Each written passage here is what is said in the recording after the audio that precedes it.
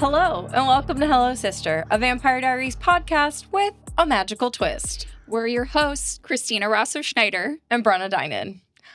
Christina, how are we doing today?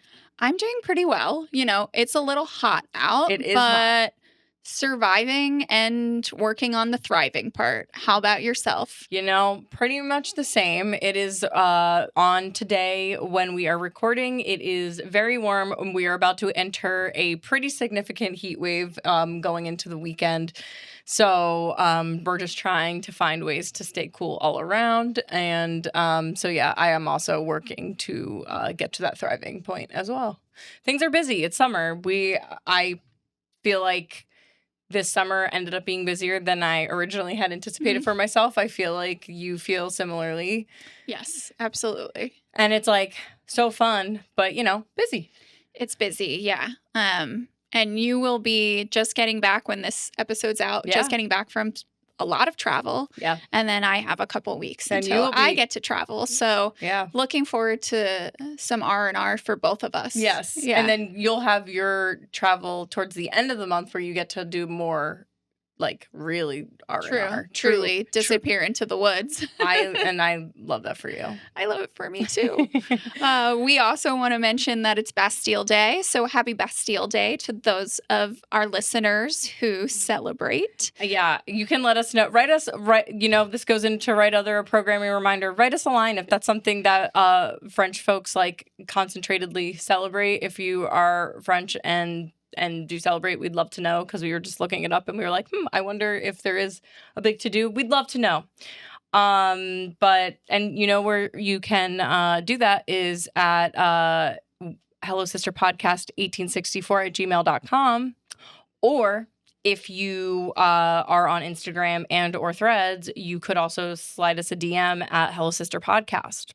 So you can also just follow us over there too. You don't even have to give us your Bastille Day takes. We'll take whatever you want to give us over there. But how else can folks support us, Christina? So besides following our pages, subscribing on YouTube, you can follow my bookstore on Instagram at novelidaphilly.com. You can check out our website, which is the same thing, and purchase books from us. Purchase my books, book a tarot reading with Brenna and me, and there's a couple different ways that you can support us. But mostly the biggest thing is just word of mouth, right? Yeah. This is still a new podcast, and we're getting towards the end of season 1, and we're already thinking about season 2, and we're getting really excited about maybe some additional things we'll be offering then. But in the meantime, just helping to spread the word so that we can continue to grow our HSP community. Thank you. All right. Well, I think that's enough here at the top of the episode. Let's get into episode 19. Let's.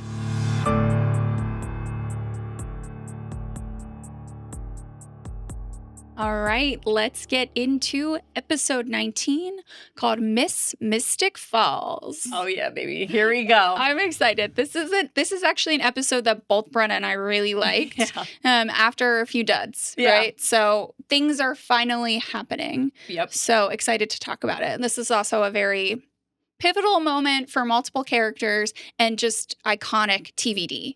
So truly excited about it. This episode was directed by Marcos Siega. Could anyone else have done it? No, I don't think so. not anyone other than Marcos.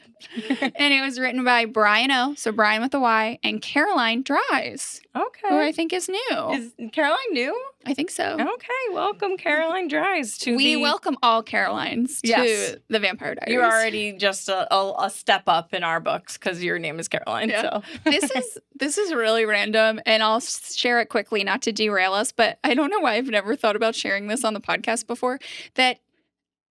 Everyone has like favorite names of theirs, especially when they're a kid. I used to do a lot of, I'd play with my Barbies, or I'd do pretend school. Mm-hmm. And Caroline was one of the names I always used. Caroline and Emily. Caroline and Emily? Emily! Oh my gosh! Those are my two favorite names. I love that so much. So I think so. Maybe you are always just aligned with TVD. I feel like I just Irish kid, so there was a lot of Kellys and a lot of Megans. Well, we've got a Kelly in the show. That is true. Not my favorite Kelly. No. So, no. All right. Thank you for letting me share that little love that so much. Christina lore. Thank you. This episode aired on April 22nd, 2010. And as always, I'll share the IMDb synopsis. Elena and Caroline compete in a beauty pageant. Spencer Locke, who plays Amber, appears as one of the contestants. John Gilbert tries to scare Damon. Dun, dun, dun. I mean, it's... Sort of. It's correct. It's like we'll talk about the Spencer Locke of it all because I just have questions as per usual. Yeah, I'm also the one who put in parentheses Amber there. It doesn't say that on IMDb because I was like, who is this? Exactly. I feel like we missed something, but we'll talk about it when we get to it. We'll talk about it. Yeah. All right. So here we go with our opening scene. The worst part is definitely not over. And we are at Mystic Falls High in the parking lot. Stefan drives up like that guy in his red Porsche, Ray-Bans, and leather jacket. Elena walks over and comments on his car. He tells her it was a waste to leave it sitting in the garage, and they kiss. She says she doesn't know she didn't know he was coming back today, and Stefan says he woke up feeling great and that it was time to get back into things. Elena asks if that means he's okay now with the cravings, and he says yes, the worst part is over.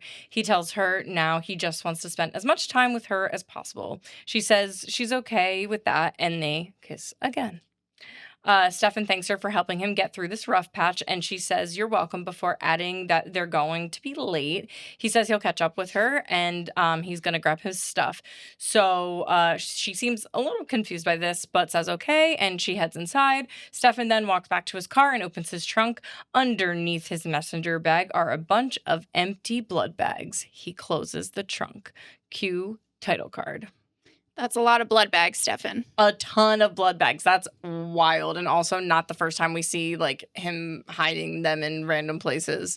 Yeah, this is just going to be a tough episode in general for Stefan and for our Stefan heads like myself. Yeah. But we now have proof that he's a much better liar than Elena, but yikes. Yeah. I mean, he is just a little bit better at lying, but also like while also being a whole ass other person currently, because he does and this is something that I kind of am interested in. We'll kind of talk about it more through the episode, and we'll probably talk about it later in like final thoughts, but she really is like letting this version of him like wash over her a little bit in the beginning, don't you think? She's not very perceptive, as we've talked about, right? We just talked in a previous episode about how Jeremy picked up on things and figured things out so much faster than she did. And I guess you could try to give her the benefit of the doubt and say, oh, well, she wants him to be okay so badly and like sees him and puts him on this pedestal to such a degree that she can't quite recognize that, right? But I do think it's really obvious. Yeah. I mean, even like she clocks it's a little weird that he's like, I'll catch up to you. But she doesn't say anything, and then she just goes on, and even later in the episode, you know, she's like, no, he's fine. Yeah. And you're like, it's like Rick and Damon are telling you he is not fine. He is also showing you he is not fine. So, he's not fine. Yeah. And we'll keep seeing how not fine he is. We sure will. All right, next scene. Dream Team, we're at Founders Hall. Sheriff Forbes tells Damon there was a disturbance at the hospital blood bank last night, and some of the supply was compromised. In the background, we see Uncle John looking at something with his back to them. Damon clarifies that Liz means stolen, and she says yes, the inventory records were altered, but when the night manager was questioned, he had no recollection of changing them. Uncle John turns around and says, meaning the vampire who stole the blood used mind control to hide the theft. Damon, snarkily, says he knows what Liz meant. Sheriff Forbes goes on to say they wouldn't have noticed had John not alerted them to the recent discrepancies at other hospital blood banks in the county. Damon says, how lucky for us we have John. The two men exchange a look, and John sips on some bourbon. Classic. The sheriff says they're stepping up security at the hospital by giving the guards vervain to prevent this from happening again. John asks if he can offer suggestion. He and Damon put their heads together and track down whoever's doing this. Liz says she could use the extra hands and asks Damon if he's willing to do this. He says, of course, if it will help. John tells him he thinks they'll make a good team. Damon says, John, whatever I can do to help keep this town safe, even if it means spending time with you. They look at each other. Okay, so I have a couple questions, as always. Of course. I have questions. Why doesn't Uncle John just out the Salvatore brothers? That's a great question. And I mean, I wonder, I have a theory, and we might need to talk about it in our spoiler zone, because I think I was literally about to just say something. My theory is spoiler related, but for those of us who haven't watched the show, I feel like maybe there is just like something at play that we're not privy to just yet, that like it would behoove him to like kind of keep Damon at bay, specifically Damon, for just like a personal gain or something, or maybe even tied to what we know him to be looking for by the end of the episode with like the device, because maybe he thinks that like Damon's going to be the one to be able to like help him get it. Yeah. I mean, I think that it could absolutely be a part of his plan, but I do think that would solve a lot of his issues. Yeah. But we'll see. I also want to know, does he have a job, or is he just casually unemployed / wealthy like most of our characters? Feels like that. I don't know, but maybe he has another job. Maybe I feel like he's one of those people that maybe has just like random side dealings with people. Like he does like random business deals and then just like gets money out of them, but doesn't really like go to an office or anything. Yeah, maybe he manages all of the Gilbert family properties. That feels like it could be true. I also feel like maybe he just is like a guy who's really good at stocks. Yeah, he seems also like somebody that so would be maybe like that. that's maybe Finance bro. He's definitely giving that vibe. Yeah.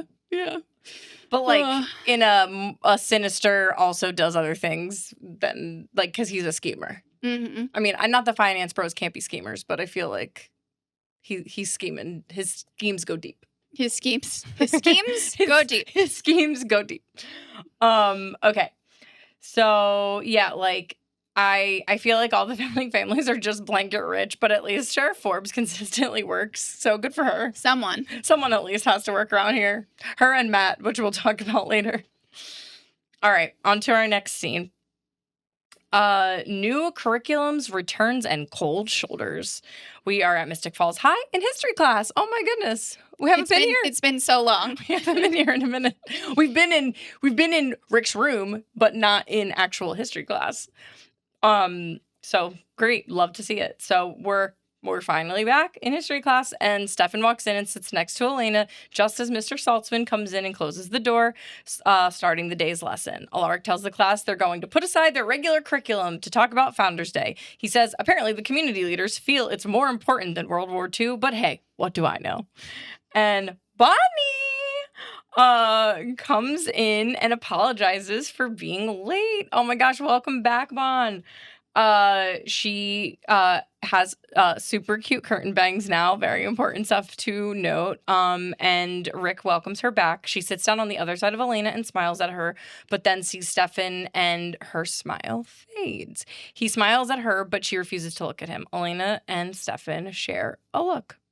I just gotta say, I really love our history teacher, Rick, for being sassy and also like, but we have a curriculum. Yeah. So he definitely, unlike Mr. Tanner, who really was jumping around in different historical timelines, like Rick's like, no, we should be sticking to the stuff. So, props to Rick. We love you.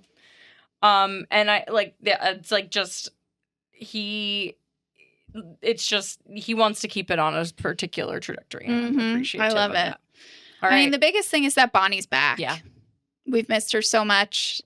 And I can't wait to talk about her more this episode. I know. We get this, like, definitely, what an entrance for her, because it's, like, I think this episode, and maybe we'll talk about it more in our final thoughts, but we can, like, kind of, like, put a little nugget of it here. I think there's a lot of good acting without like a lot being said in this episode with characters. Like there's just like the way that they're being presented is just very well done, I feel. And like this is like we just have an immediate snapshot of like what Bonnie might be feeling, like, and she doesn't really say anything. Right. It's just through her looks. Yeah. And her body language. Yeah. Great work. Okay. So yeah, the questions, or this was your question. Were these your questions or my questions? I can't even remember. I think these are your questions. I think they were my questions. It's funny because sometimes when I like read our thoughts, like I feel like we mind meld sometimes. So I'm like, wait, is that my thought or is that yours? Yeah. But okay. So I have some questions about people being out of school. Okay. So Rick says, welcome back to Bonnie. And like, obviously, Stefan comes back to school too. So like, how long can kids be out of school? Because like Bonnie, it's a public school, was definitely gone. And so what for you, like at school, were there like extended absence policies? Like if you were missed a certain amount of days, like you would get in trouble? Because it feels like Bonnie's been out for weeks. Yeah, so at my high school, I actually was in danger of not graduating my senior year because I had strep throat, and then I had like once or twice, or I had the flu the second time. Oh my gosh. And if you missed, I think it was 2 full weeks of school. Holy shit. Even if you had doctor's notes, that like they could like hold you back. And so I ended up doing, I think like would go in and then I'd like go home early because I was really sick. Yeah. But yeah, so I think it was like either 10 days, like 2 full weeks, or maybe it was like 14 days of school. Okay. That like for the whole year you could miss. Okay. But then like you could come in late, you could get a note to leave early. Sure. So you could make kinda it like work. skirt But around it a little I mean, bit. we know that Stefan, that it's at least from what was said in the previous episode, that it's only been a few days. Yeah. So okay, there. Also, like he and Damon can just compel people. Yeah. But yeah, Bonnie does. It does seem like she's been gone for a really long time. Yeah. So yeah, I was just very curious about like that because, and I feel like with my school too, I mean, people definitely had taken extended leaves and stuff. I mean, I did go to a private school, so I don't know if there was like extra, because it didn't have to like follow as like strict rules as some other schools. So like, I don't know, but I never really like, I don't know. I was not one of those people, but I feel like people did. But it feels significant that she's gone for that amount of time. Yeah, because we haven't seen her since episode 14. Yeah.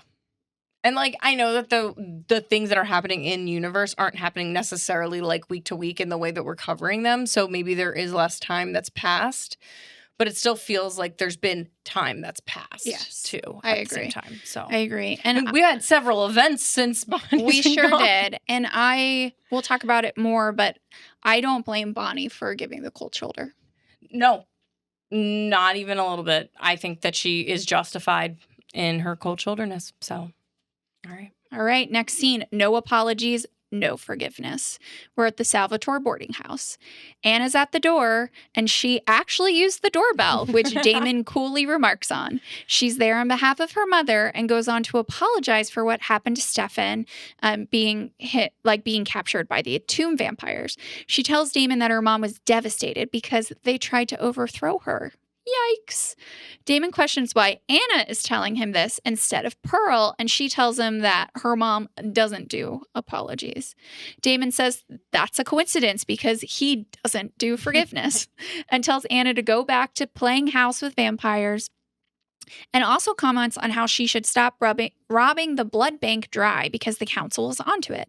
Anna's confused by the comment because she hasn't been to the local blood bank in weeks, which would mean that it's been weeks since everything that happened at Miss Gibbons.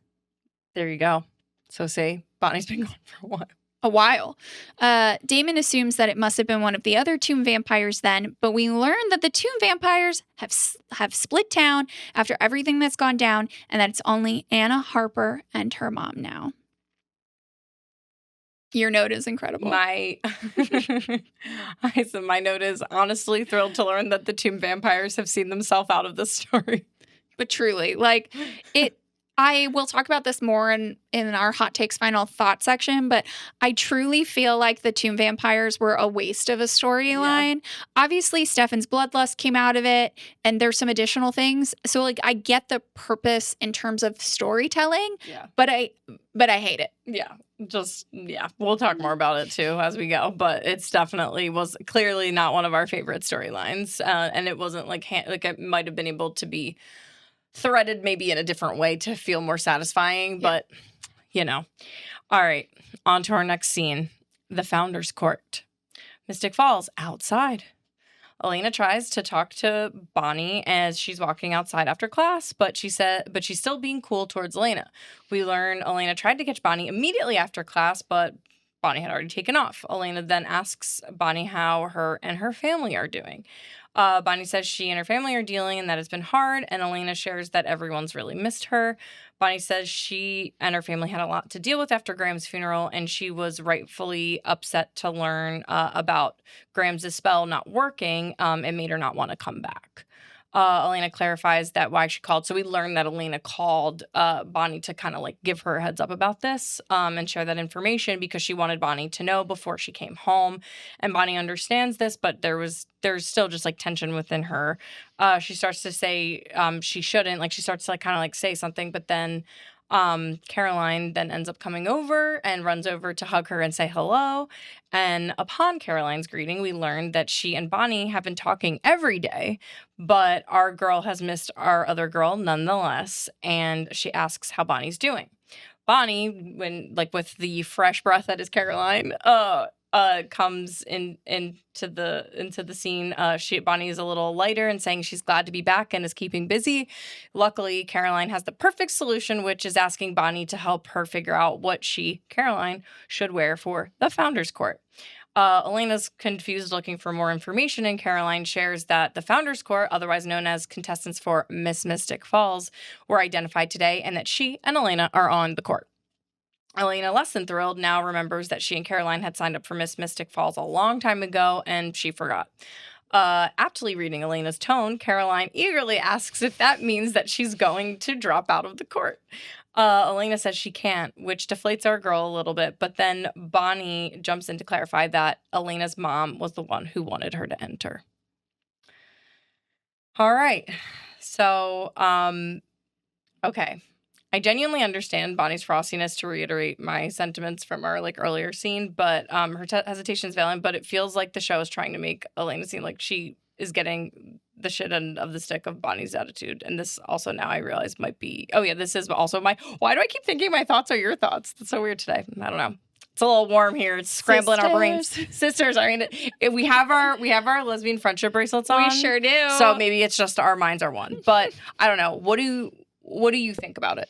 Yeah, I think that it's similar here as we've talked about a lot with how Caroline's depicted, that it feels like the writers always want us to side with Elena. Yeah. And I think that Bonnie's feelings are super valid.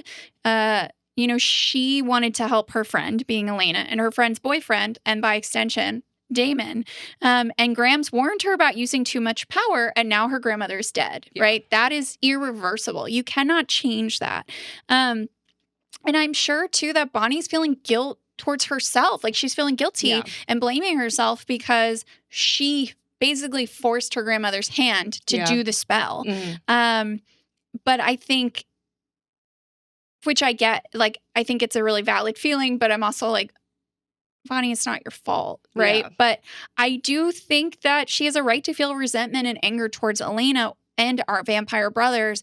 And what actually kind of upsets me as this episode goes on is that it really seems like Bonnie's main focus is like because of Elena's connection to the brothers. And I'm like, no, Elena put you in this situation. Yeah. Elena did that. Mm-hmm. So I feel like you and Grams could have found a workaround if you weren't getting kidnapped to be leverage for Elena, if you weren't being forced to do this. Yeah. So I do think all signs point to Elena. And yes, it is because of her involvement with the Salvatore brothers. But I think it's super valid for her to feel all of the things that she's feeling towards Elena and co. Yeah. And yes, and to all of that. And I mean, it doesn't seem like it's Bonnie's scene, but like, why didn't she also put herself into Miss Mystic? Yeah. Like, what do we I don't think? know. I feel like, I mean, maybe it's just like not her vibe. I feel like she's too cool for that. Yeah. Like, no offense to the girls, but I feel like, but you know what I mean? Like, Bonnie's just kind of like has that cool girl energy. Yeah. Yeah. And I do think it's really funny with Caroline hoping Elena drops out of the pageant because you know what? Everything is a competition between these two, whether or not Elena acknowledges that. That right? is true. So true. But as always, I have questions. So wouldn't Caroline know that Elena was signing up because her mom wanted her to, since they signed up together before Elena's parents died, and they're supposedly best friends?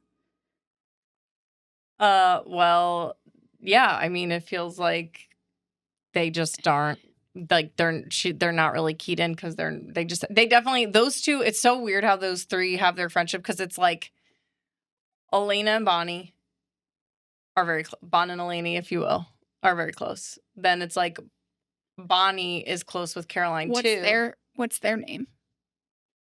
Caroline? Caroline. Caroline? Connie. I like Connie.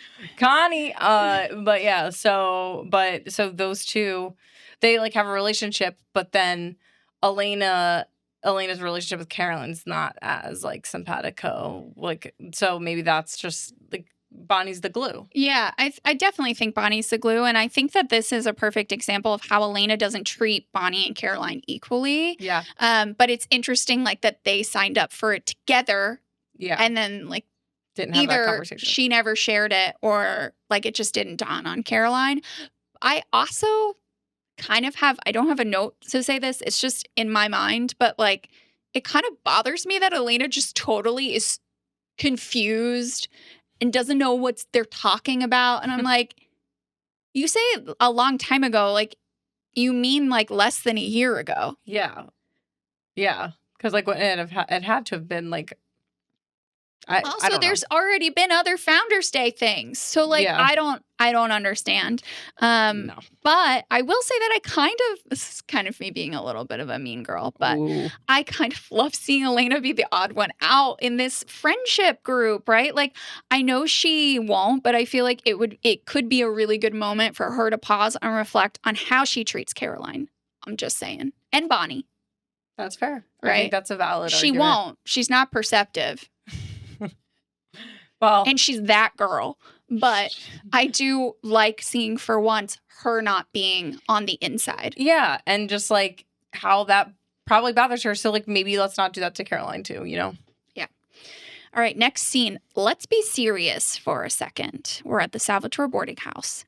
Stefan arrives home from school and Damon asks how it was, asking a series of questions. Stefan correctly clocks this and asks why Damon's making small talk.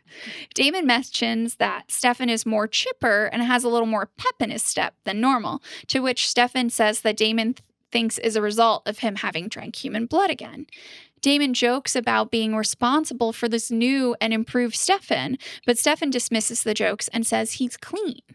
Damon calls Stefan on this, saying it's not possible, but Stefan is persistent that he's not drinking human blood. Damon asks Stefan to be serious for a second, calling out how indulging in human blood after not doing so for so long, like how that couldn't have anything to do with how he's behaving. Stefan maintains that he's clean. Damon tells him he's lying, but Damon still shuts it down. And my only real thought here is at least Damon understands that his blood taunting is part of what got Stefan here, at least a little bit. Or maybe this was your note, but we both thought it. No, but like I think that this is mind melding. We are melting, and our brains are melting as one. But no, and we will see some mind melting later. We will. But yeah, I feel like this is definitely at least this is like him recognizing me, like, oh, I am responsible for this to a degree. Yeah. So yeah. More thoughts on that later too. We got a lot of thoughts. Actually, we're gonna have we've got some good thoughts towards the end today for our like hot takes and final thoughts. I think so. All right. On to our next scene. Miss Mystic, a liar and a thief. We are at the Gilbert residence in the kitchen. Elena takes a bottle of water out of the fridge while she's on the phone with Stefan. She relays to him how she totally missed that the contest was coming up and that she'd be in for it. We go back and forth to her in the kitchen and to him in his room with a blood bag. He tells her that he'll be happy to escort her, and she says her mom was really into this Founders Day stuff and that she was Miss Mystic in her day. Stefan looks at the blood bag in his hand. Elena tells him that she wants to do this for her, and Stefan tells her that it will be great and they'll have fun. They end the phone call saying they love each other. Stefan walks over to a dresser and opens a drawer. Inside, there's a trash bag where he's been stashing his empty blood bags. So I guess he has one in the car and also one in this drawer. He exhales before making his way to the basement. He opens a fridge where Damon keeps his blood bags behind him. Damon says, well, he's a liar and a thief. Intense music plays as the brothers look at each other. After a commercial break, Damon asks Stefan when he was going to share, and Stefan tells him to help himself, but Damon clarifies he was talking about Stefan being a closet blood junkie. Defensive, Stefan says, so I'm drinking blood again. He adds that Damon was the one who shoved it on him, so what's the problem? He says that he has it under control. Damon argues that he does not, in fact, have it under control, giving the robbing the hospital as an example. And Stefan asks what Damon's point is, and he says, fine, whatever, man, drink up. Just remember, we're trying to keep a low profile. Why don't you just walk up to Sheriff Forbes and ask to tap her vein? Stefan asks if his actions have negatively impacted his brother, adding that he can't imagine what that feels like.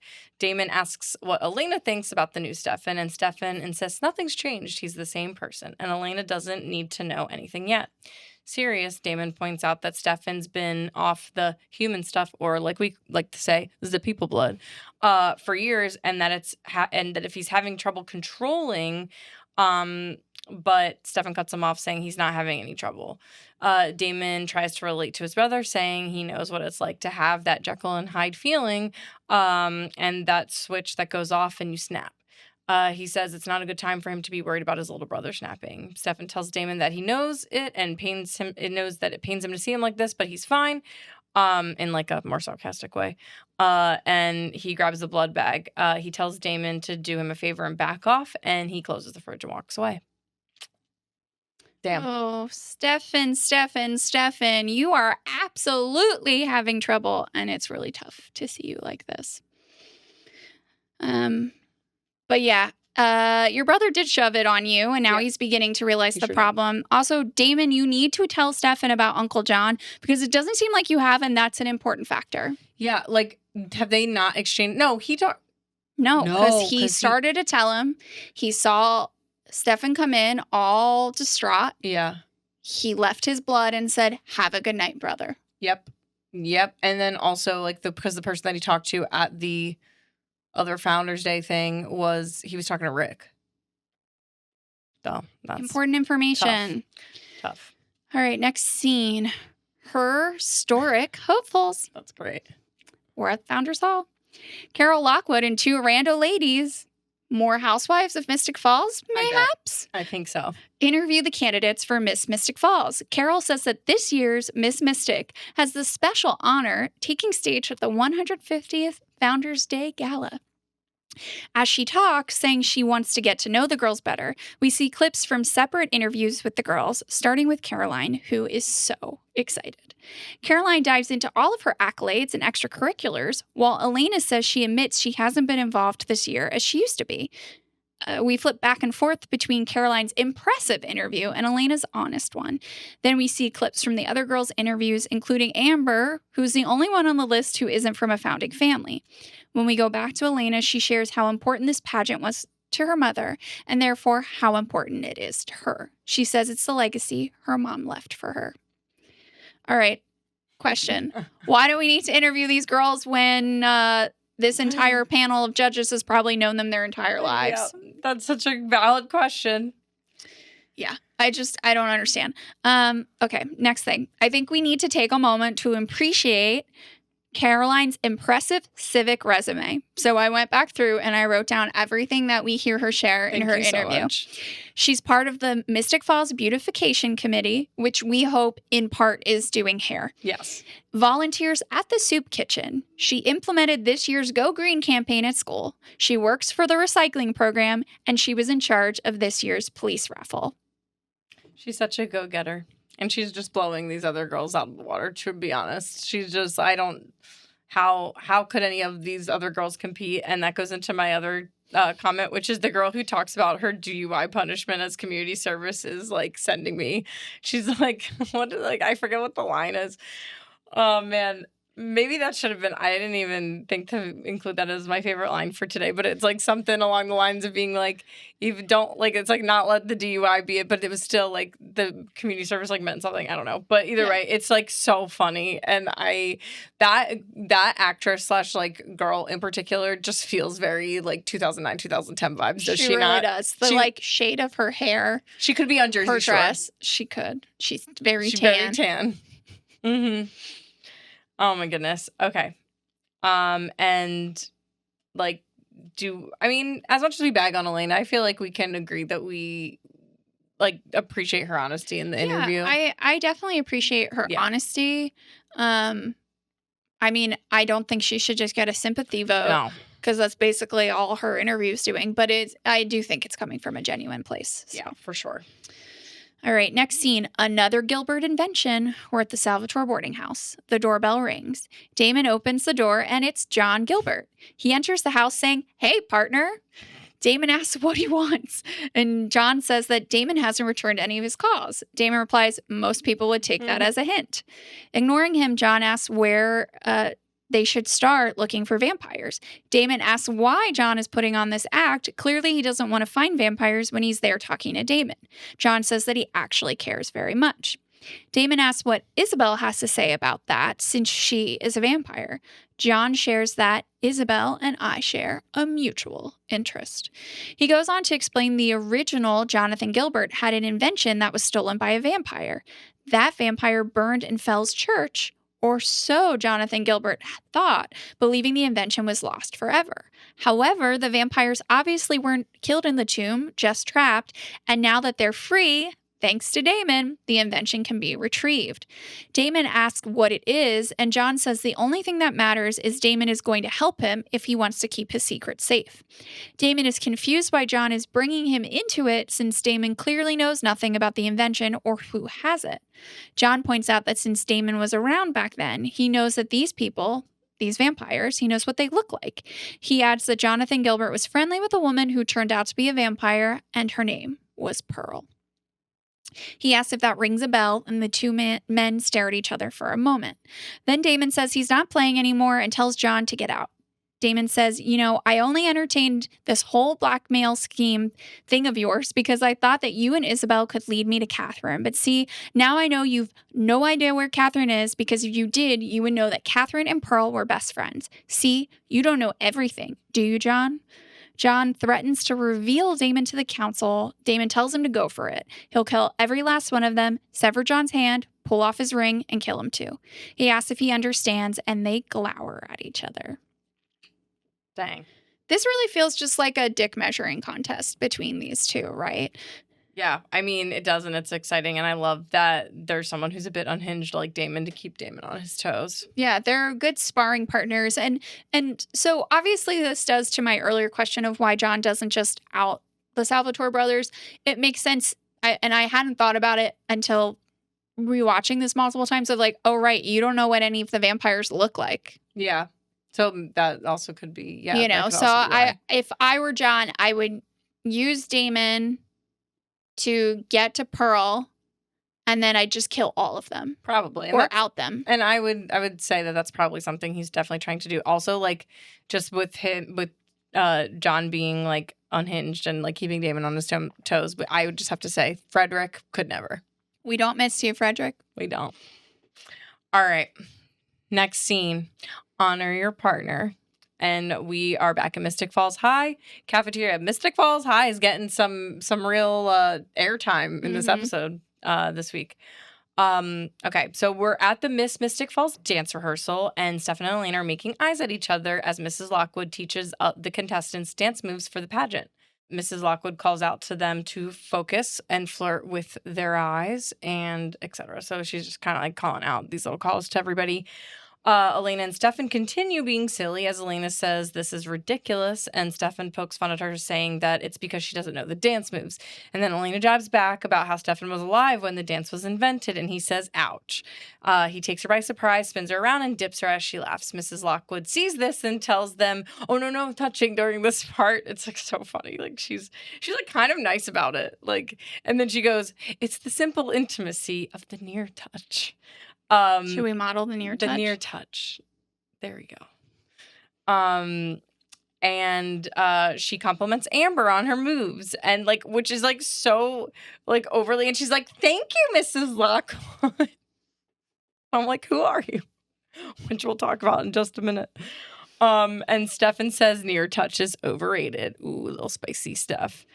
Elena says to Stefan that he's in a good mood, and he jokes about if he prefers that he be moody and tortured instead. She's not complaining, and they get back to the dance as Stefan makes another joke about them not touching. So anyway, my first question is, who the fuck is Amber? Like, who is this girl? Like, why are they like, it feels very intentional, and like she's like a special cameo. Genuinely, like, I mean, she's a cute girl. I mean, she's a cutie, but like, I just am not familiar with this actress at all. Her name is Spencer Locke. She's called out in the IMDb, so like, I think IMDb at least thinks she's important enough to like mention by name. But like, I don't know, which like, I guess like her prominence in the episode is obviously related to like what happens later with her and Stefan, but I don't know. What do we think about this? Yeah, I mean, I looked her up because I wasn't familiar with her. She's in multiple Resident Evil movies and one of the Insidious movies, The Last Key. And at least one or two of the Resident Evil movies were out before this. Okay. But Alex was also talking to me the other day about, you know, certain actors who always get listed in the, like, when their characters mentioned in the description on IMDb, that their name is in there, and he brought up a good point that it's probably contractual. Oh, okay. So, but what's interesting is, so like, now I'd have to go back and look, but I think every time that Kelly is mentioned, it says Melinda Clark.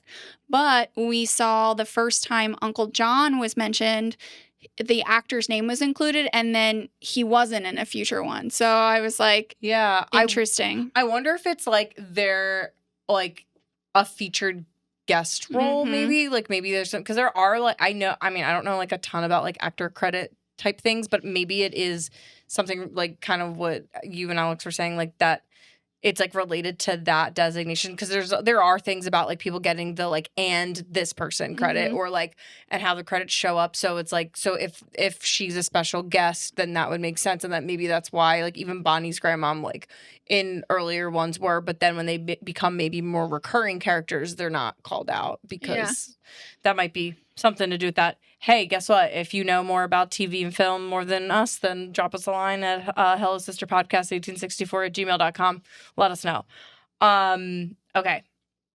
So besides Amber, I have to say I'm really sad that Stefan's fun and flirty like this only when he's consuming human blood. Because like he really is fun like this, and like I know that I'm a Damon, Team Damon, but like he's being very funny and cute and flirty with her, and just like more lighthearted, kind of back to what we were talking about with Lexi, and like how with Lexi he was always just like a little lighter. I just like that for Stefan. I do too. So yeah, I hard agree. All right, next scene, a real talk. Location is Mystic Falls High in the hallway / cafeteria. Caroline is talking to Bonnie, assessing her competition for the pageant. She mentioned that Elena's going to get a sympathy vote because of her parents and wonders how she will compete with that. Ever the honest one out of these three, Bonnie calls Caroline out on being a bit insensitive about her commentary. Caroline apologizes to Bonnie for her own loss, saying, like, This is like so stupid based off of what you're going through. And Bonnie says very politely that she understands that Caroline just wants to win. We learn Caroline's grandmother and 2 aunts were both Miss Mystic, but her mom didn't have the gene. She rightfully, in our opinion, states that she deserves to win. As they're walking into the cafeteria, they come across Stefan and Elena. They try saying hi to Bonnie, but Bonnie continues her cold shoulder. We learn that Caroline is having Bonnie fill in for Matt since he had to work. Elena asks to have a word with Bonnie, but Bonnie says they only have 30 minutes for rehearsal, so she doesn't want to talk. Elena pushes further and says it'll be brief. They walk out into the hallway. Elena asks Bonnie directly what's wrong, and she says it's not worth talking about, but Elena continues to ask why she hasn't said more than 10 words to her since she's been back. Bonnie shares that it's hard to pretend that everything's okay, and that what Grams did to protect them didn't work the way it was supposed to, which means she died for nothing. Elena asks what she can do to make it better. Bonnie tells her there's nothing she can do to help. She blames Stefan and Damon, and she doesn't want to put Elena in a position where she has to choose sides, but she's just having a hard time with everything. Stefan, using his vamp hearing, overhears their conversation.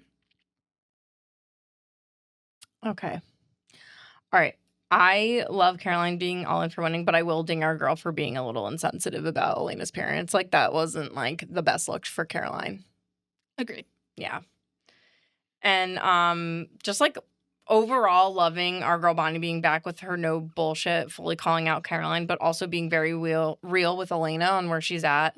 I also appreciate Elena trying to get to the bottom of Bonnie's cold shoulder and appreciate Bonnie being mature enough to know that she does owe Elena answers, but she doesn't have to make Elena feel comfortable with how she's feeling about everything because Bonnie's feelings are valid. And I just realized that's probably your talking point, so sorry. Oh, that's fine. I feel really badly that Bonnie feels like Grams died for nothing, and I actually agree. So, yeah, I feel for her. I do have a hard time believing Caroline would be late to rehearsal, even though I'm sure she's already mesmerized and perfected the dance. Also, Bonnie, you know you're going to see Stelena at rehearsal. Yeah. So, like, prepare yourself, right? And I'm also kind of surprised that Caroline doesn't remark on the tension between her besties. Maybe she's exercising the tact that Bonnie reminded her of, or she doesn't know what to do when Bon and Eleni aren't getting along. I literally wrote Bon and Eleni. Since that's not the usual dynamic. And then my last thought is only Elena would need to explain to her why Bonnie is upset with Stefan and Damon. I actually think, as I've already mentioned, that I think Bonnie should be directing more of that at Elena, since she's the reason why Bonnie got sucked into all of it in the first place. Oh man, just a lot going on here. So, and I'm sad for Bonnie. I appreciate Bonnie being herself, and I mean we'll continue to talk about it more, but yeah, just a big meaty episode for these complex dynamics. Okay. Next scene, bloody basketball and courtside choking. Mystic Falls High parking lot. We see students playing basketball and hanging outside as Stefan walks to his car. He stops with intense music playing as one of the jocks is bleeding from an injury. Stefan zeroes in on him, clearly struggling to control himself as he smells the blood and hears the jock's heartbeat. Alaric touches his shoulder and Stefan grabs him by the throat before he realizes who it is and lets go. Catching his wreck, Rick asks if he's okay, and Stefan says yes and apologizes. He stumbles over his words, saying that he was feeling a little sick, but he's fine. He looks at the bleeding jock again before walking to his car. Rick watches him, clearly worried. Yikes. Next scene, concerned chauffeur. We're at the Gilbert residence. Someone knocks on the door. Elena, holding a garment bag, comes down the stairs and answers it. It's Rick in a suit. He looks good. He looks good. Everyone looks good in a suit in this episode, truly. Elena greets him, saying she heard he was driving. He says he is. He offers to take her garment bag, and she thanks him. Elena starts to walk away when Alaric asks how Stefan is. She asks what he means, and he tells her that Stefan seems on edge. She says that Stefan went through a lot and was in rough shape, but now he's bouncing back. Rick makes a face that makes it clear he does not agree. Uncle John enters from the kitchen, also in a suit, also looking nice, and interrupts the conversation. He greets Rick, calling him buddy, and asks what he's doing there. Jenna and Elena did not tell him that Alaric was driving them to Founders Hall. Jenna comes down looking beautiful. She tells John that Jeremy can ride with him. Jenna, Elena, and Rick leave. damn, everyone is so cold to Uncle John. And I feel like I need to know more to explain why everyone hates him and thinks he's a jackass. Yeah, like it's just very, I mean, like he has this like way about him that I can pick up, but it is just like what did he actually do though? Like Right. like outside of, I mean, we can see what the deal is with like Rick and John just from previous like interactions with those two, but makes no sense. Yeah. But Elena's eye roll when he walks by is just like, damn, like what the fuck did he do? Yeah. I don't know. Okay. Next scene. He leaves. You can buy a welcome mat. We're at Founders Hall. Anna arrives at the gala and taking off her jacket walks into the Founders Hall. She makes her way through the building to a giant and gorgeous patio, and Damon in a suit greets her, joking that she's in the running for Miss Mystic Falls. She says sometimes you have to wear uncomfortable heels to blend in. She adds that she remembers the event from 1864 and she was supposed to enter the pageant before everything happened. Damon says nostalgia's a bitch, and she tells him if he's just going to mock her, he can go away. He tells her about the artifact John Gilbert is looking for and that he believes Pearl has it. Anna asks if Damon is Uncle John's errand boy, and he replies, I don't know what it is, but I don't want him to have it. Anna says she could ask her mom, but since Damon's made it clear he doesn't trust them, why should she bother? He says because if she wants to stay in Mystic Falls and she does want to he correctly assumes she wants to stay in Mystic Falls and John Gilbert is in town making that impossible. He tells her to find out where it is, and if John leaves, you can buy a welcome mat, like our title.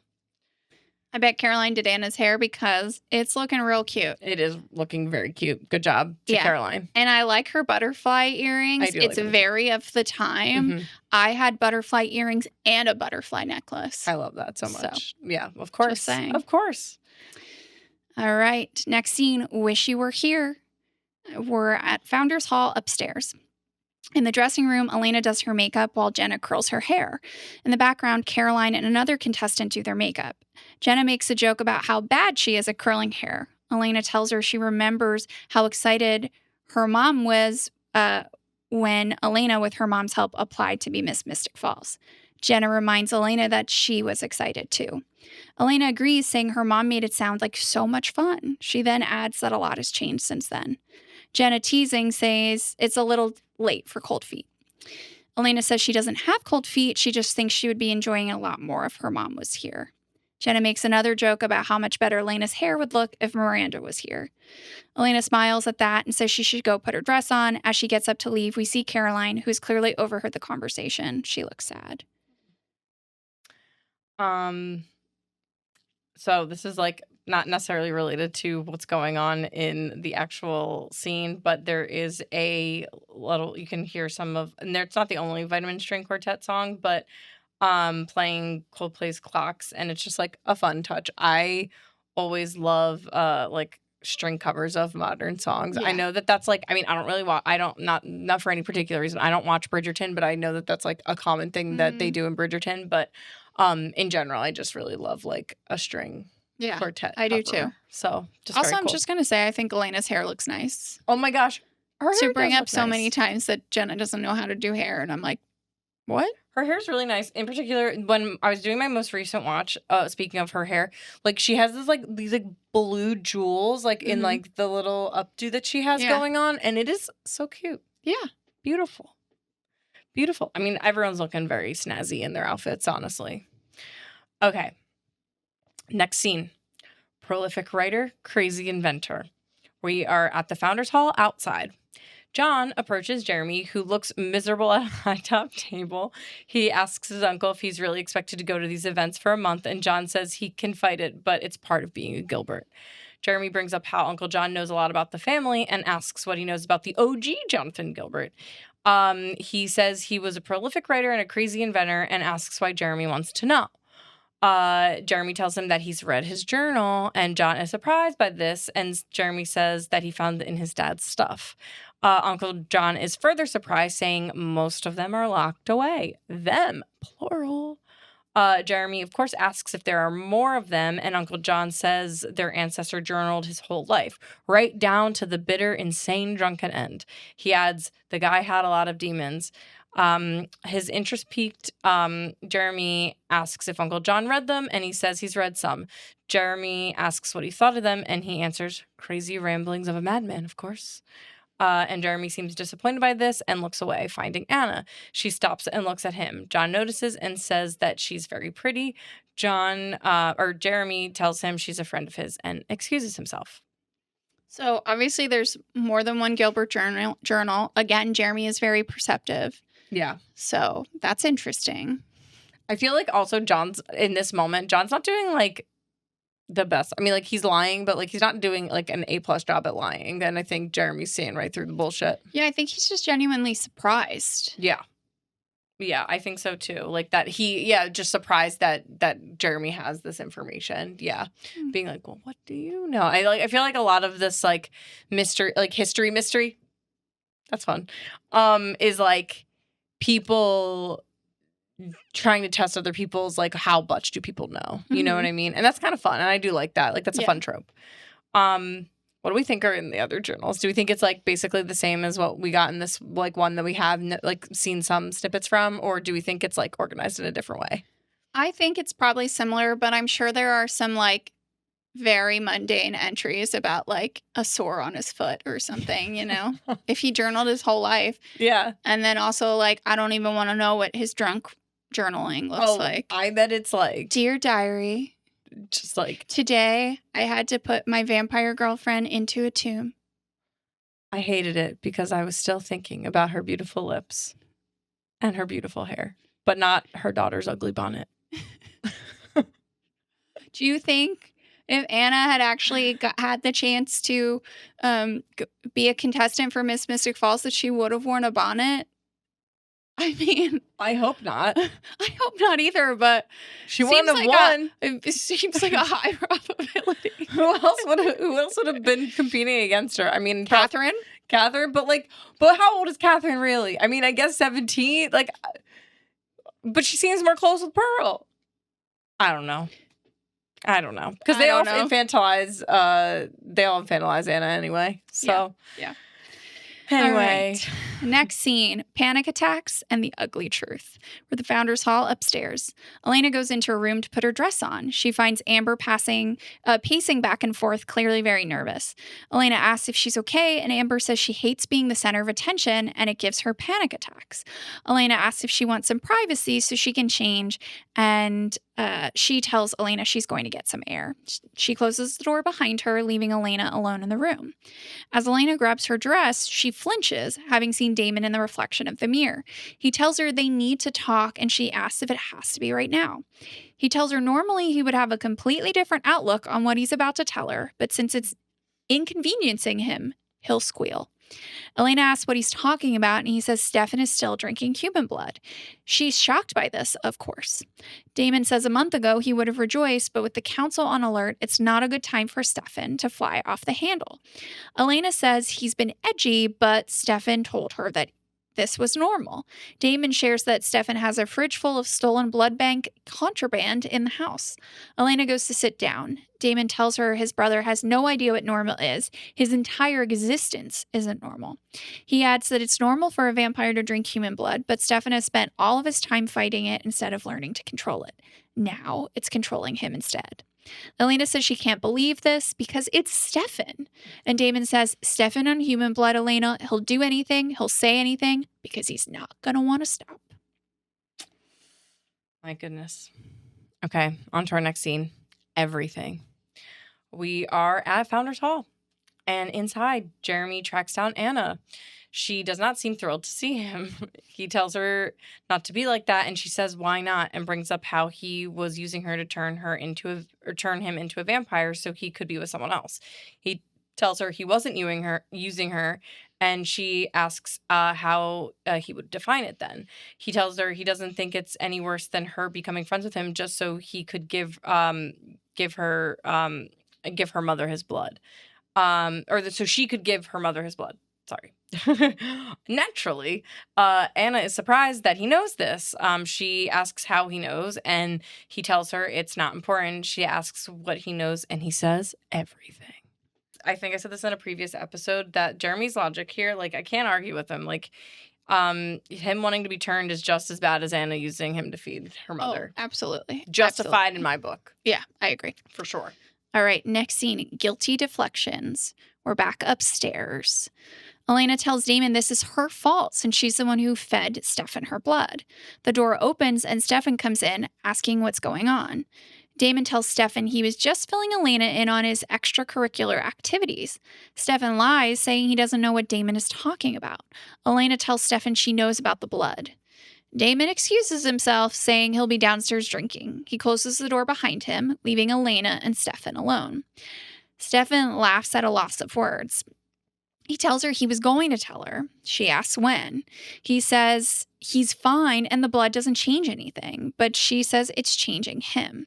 He asks why, because he kept it a secret from her. He says given the way she's reacting right now, can she really blame him for hiding it? Elena asks if he hears himself right now, stating that he's been stealing blood and lying about it. She tells him everything is not fine. He tells her so she and Damon have everything figured out then, and she says that it's not about Damon. It's about what's happening to you. Stefan insists again that he's fine and says he thought Elena believed in him.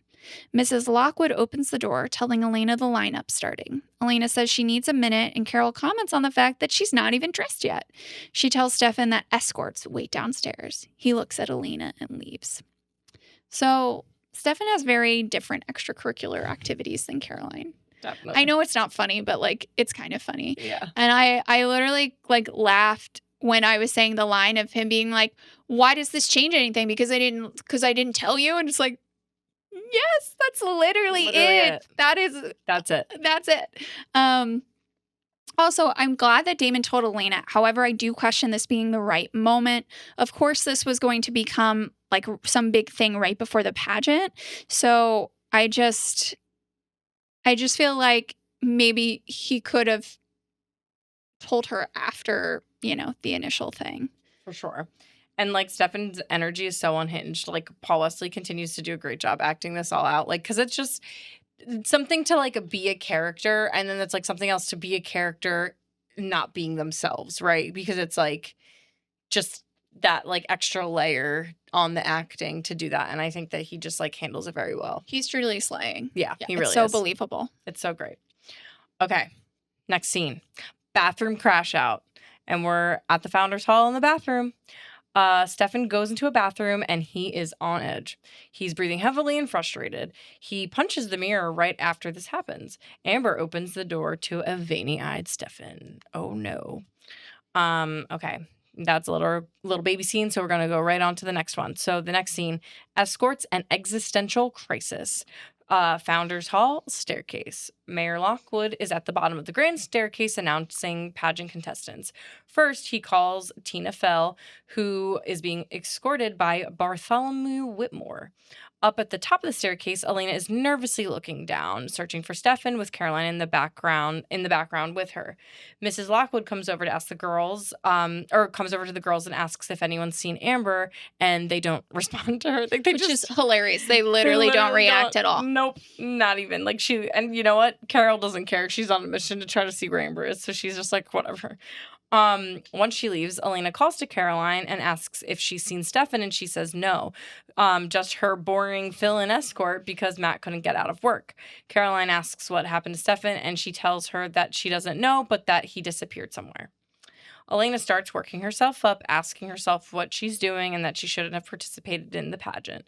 Caroline asks what she means, but Elena says she just needs to find Stefan. She tells Caroline this isn't her and that she's not this person anymore. Caroline rebukes her, saying there's no way and that she had her chance to drop out. She admits at first she wished Elena would have dropped out because she thinks there would be no way she would have been able to, because she thinks there's no way she'd be able to beat Elena. But Elena gives her kind of like a look, and Caroline softens a little and reminds Elena why she's participating and that it's for her mom. Elena shakes her head in agreement.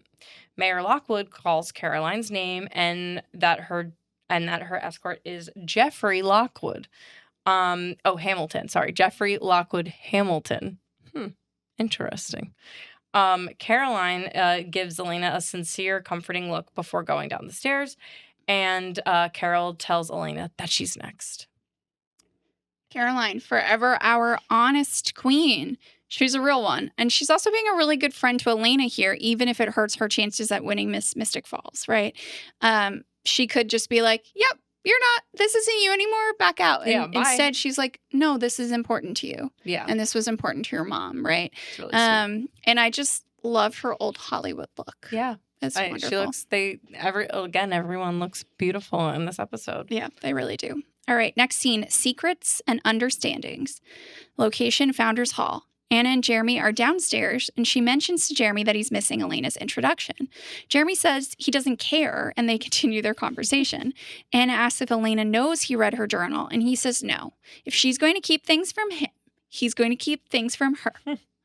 I just think he's so annoying, but I get it. Little brother energy right there. Anna asks what he's going to do now, and Jeremy says there's a part of him that's angry that Elena covered up what happened to Vicky, but there's also a part of him that's glad because he doesn't want to remember Vicky like that. Anna says, as a monster, and Jeremy says, no, as someone who wanted to hurt me. Anna tells Jeremy that back when they first met, he was just a part of her plan, but then as they spent time together, things changed. She tells him she never hurt him and asks if he knows that, and he says he does. They look at each other and smile as Uncle John watches them. I just gotta say, I like that they're having these honest conversations, but what about the fact that Anna kidnapped Elena, Jeremy? Did you just miss that entry in the diary? Like what? I have more on that later because it was way too long of a diatribe that I went into. Can't wait. But it does seem like for a person who knows everything, he doesn't actually know everything. No. He's just skipping around at the points that are relevant to him. Yeah. All right, next scene. I'm freaking hungry. An iconic line. All right. Location is Founders Hall, wooded parking area. Stefan is frantically walking outside of Founders Hall, dragging Amber by the arm, and Amber asks where they're going, and Stefan says he doesn't know. Amber seems glazed over with compulsion and tells Stefan she's in the ceremony. He stops walking and places her in front of him and tells her she's not now. He begins using compulsion again, telling her she's standing in the parking lot with him. She repeats this back to him. He walks away from her and starts apologizing, saying he's on edge and agitated. He tells Amber he's been drinking the human stuff and has been really screwing with his head. He starts outwardly worrying about how Elena now knows he's been drinking human blood still. He tells Amber that he didn't want to hurt her, He tells Amber that he didn't want her, meaning Elena, to find out and that everything's ruined. Amber tells him that he seems sad. He laughs and tells her he's not sad. He's freaking hungry. And as I alluded, because I was checking with you, because as I was making notes on this scene, I'm like, that is like an iconic line, isn't it? It really is. And it's a meme that I use actually a lot. I love that. But it's usually like me sending it to Alex, like, I'm really hungry. Yeah. I expect dinner on the table. Yeah. Yeah, this is just difficult to watch. Yeah, this is hard. It's tough. Stefan's just going through it, really. I love that. All right, this one's called No Hands, which, for some back lore, real quick, because we're doing kind of okay on time.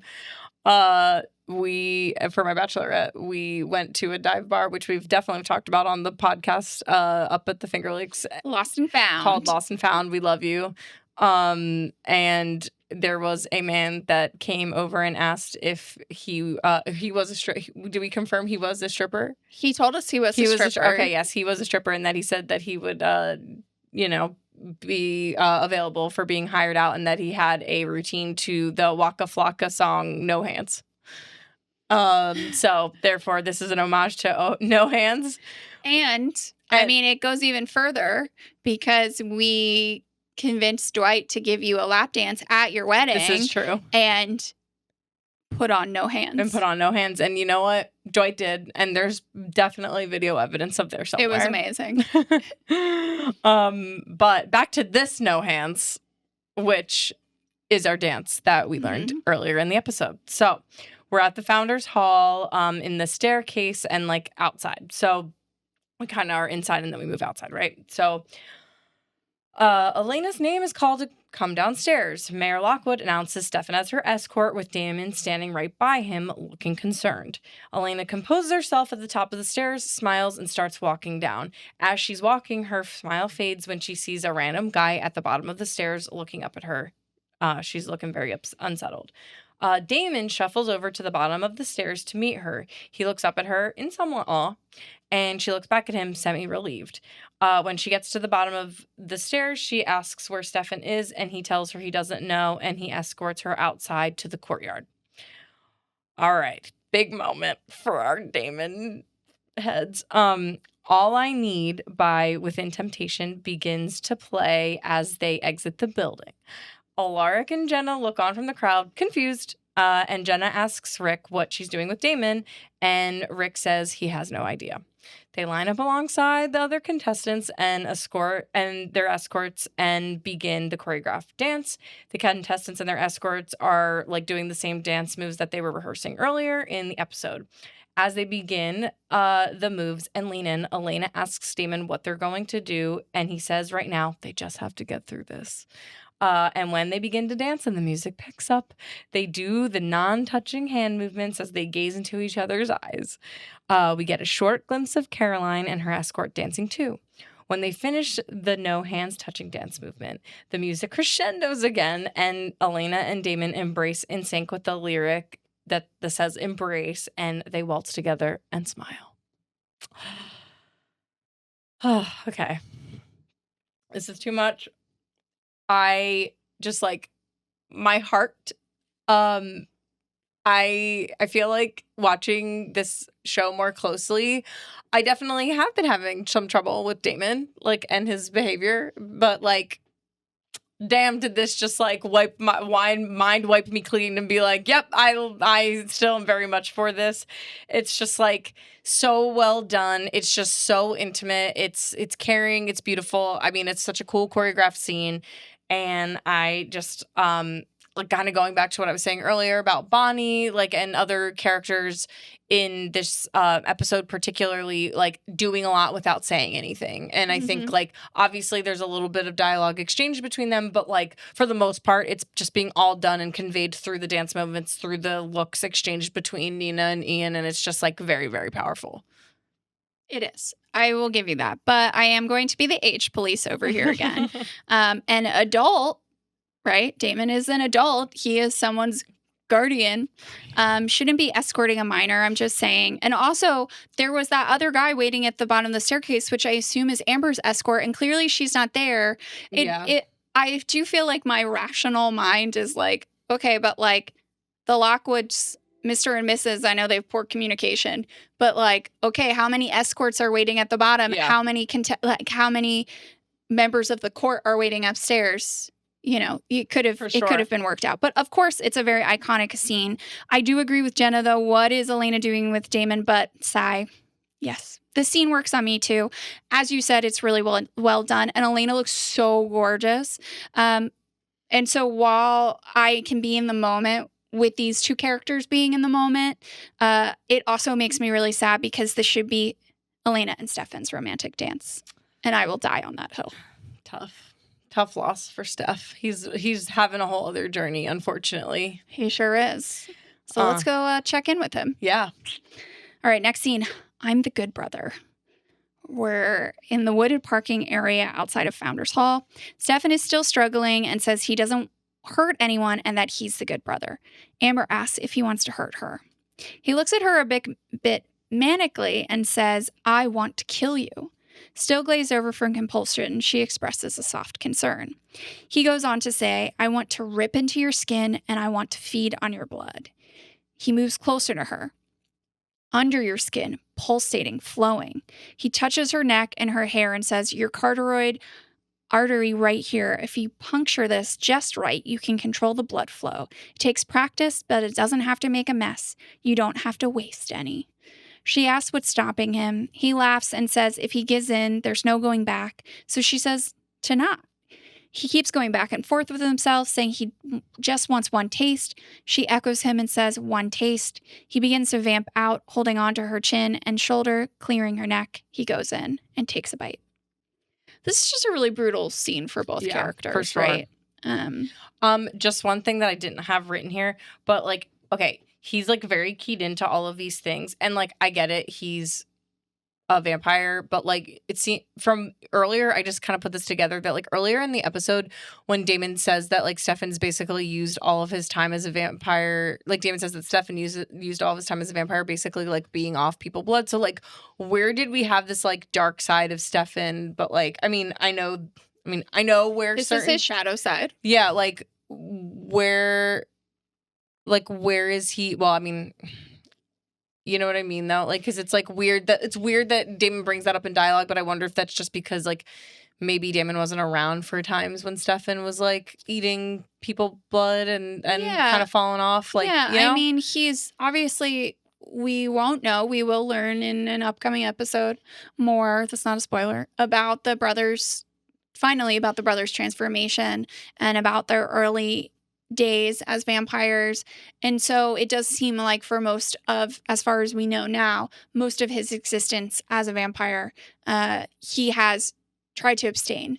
But I did question like the way he was like, if you do it just right, I'm like, wouldn't you be out of practice? Right, exactly. That's kind of my thing. Yeah. Right. Like that's sort of like what I'm getting at there. Like it's like he just talks as if someone who like really was like had like a craft to like feeding on the people blood. And but maybe you never forget because you're a vampire, so your memories don't like deteriorate. Yeah, that's true. Possibly. But I think. Yeah. All right. Next scene. And the winner is we're at Founders Hall. Yay. Caroline and Elena stand with the other contestants. Mayor Lockwood comes in to applause. Caroline whispers to Elena asking where Amber is. Elena says she doesn't know. You didn't notice? Remember when Mrs. Lockwood asked where she was? Okay. Mayor Lockwood says before he announces the winner, he wants to thank all of the ladies for bettering their communities. After an applause from the audience, he announces Miss Mystic Falls, Miss Caroline Forbes. Yay. She's so happy, and she turns to Elena and says, I actually won. Elena, genuinely happy for her, congratulates Caroline. They hug. The mayor puts a sash on Caroline that says Miss Mystic Falls. Yay! I mean, okay. It couldn't have been anyone else. She deserved this. Yeah. We're so happy for her. She did it. Get it, girl. And we love you. We love you, Caroline. Truly. This note is epic from you. So, like, okay. Just a question, as we always have. How did Elena better the community? I feel like her dealings with vampires have made it worse. That might have been something I could have saved for the hot takes, but I feel like spicy. It's just like, what was her bettering the community? I don't know. I don't know. Okay, next scene. Get me Damon Salvatore. Okay, we are in the Founders Hall, in the bathroom. So Uncle John and Sheriff Forbes stand in the bathroom. Stefan, where Stefan smashed the mirror in. In the background, we hear applause, and Liz is missing Caroline's coronation. Boo. John points out that there's blood on the glass. Upset, she turns to the deputy just outside the bathroom and tells him to get her Damon. Okay, on to our next scene. Run, Amber, run. We are at the Founders Hall in the wooded parking area. It's dark now, and Stefan and Amber are still outside. He paces back and forth, mumbling that he can't do this. Still compelled, she tells him it's okay and that it doesn't hurt that much. She tells him just not to go so hard next time. He comes up to her and holds her face, saying that he can't stop. But then he asks her why she isn't afraid of him, to which she says, "You told me not to be." Stefan, alarmed by this, seemingly not remembering having done this, he asks what her name is, and she tells him. Gripping her arms, he compels her, "Listen to me, Amber. I need you to be afraid of me. I need you to run like hell. Do you understand me? Run. Run now." And Amber takes off into the woods. Stefan, fighting with himself, walks away and leans on his car. He's really losing himself here, and it is terrible to watch.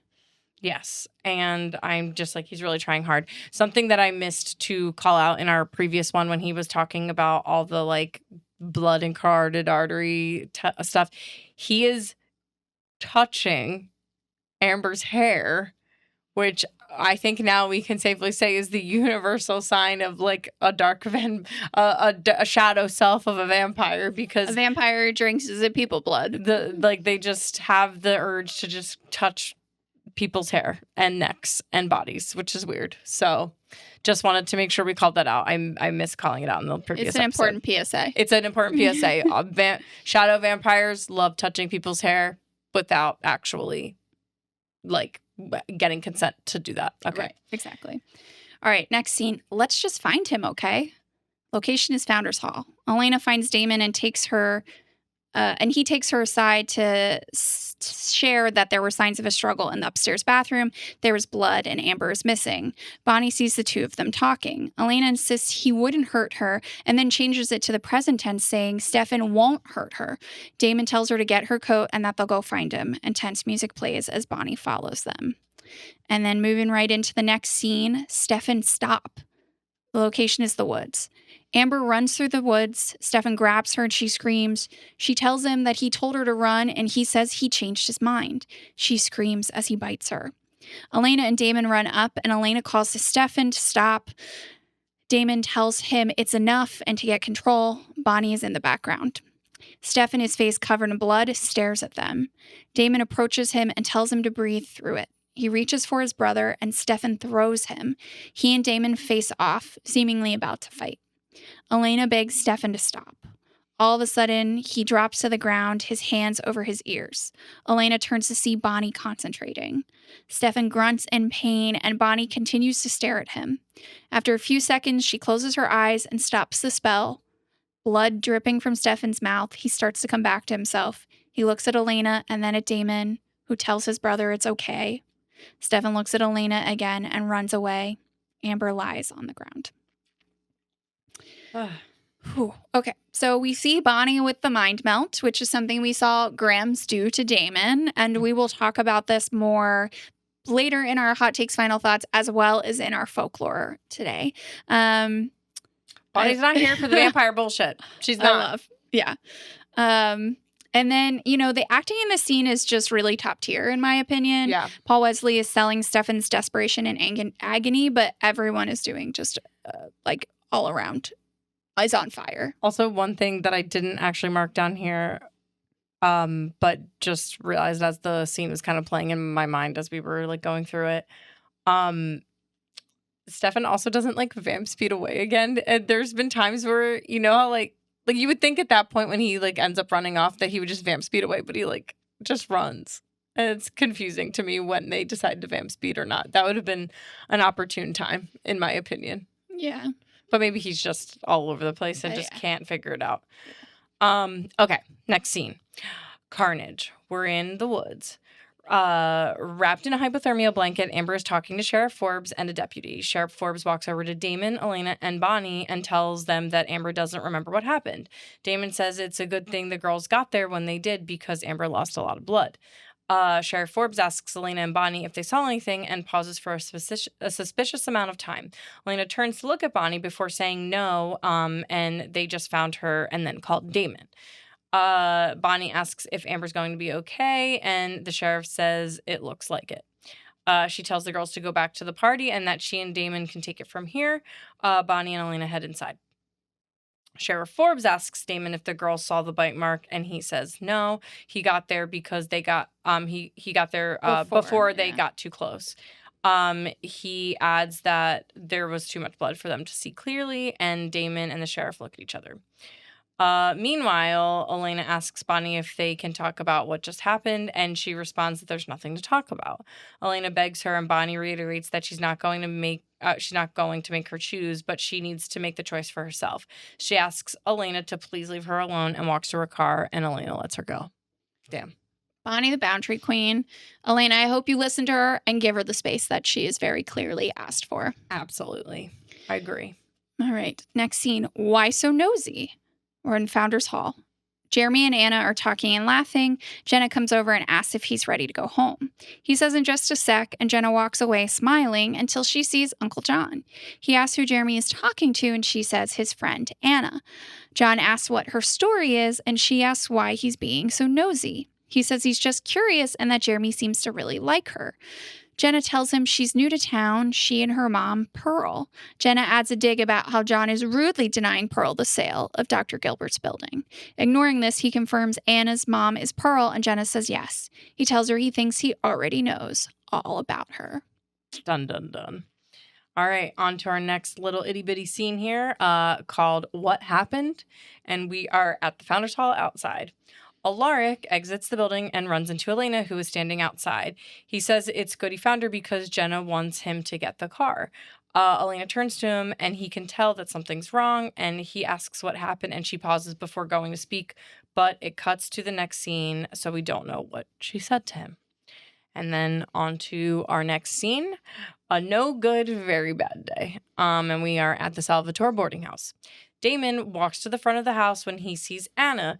He makes a comment about this getting weird, and she says, "We're here to talk," and Pearl steps out of the shadows. He says he's not in the mood because he's had a bad day. Pearl says that Annabelle told her Damon's looking for an artifact she took from Jonathan Gilbert. He says he's listening, and she gives him the device. He asks what it is, and she tells him how Jonathan Gilbert confided in her about a device to detect vampires. Damon mentions the vampire compass. Pearl agrees, saying that she realized her mistake when she saw the watch in Jonathan Gilbert's hand and the arrow pointed to her. She admits she doesn't know what the device does. Damon asks what the catch is, and Pearl says there isn't one.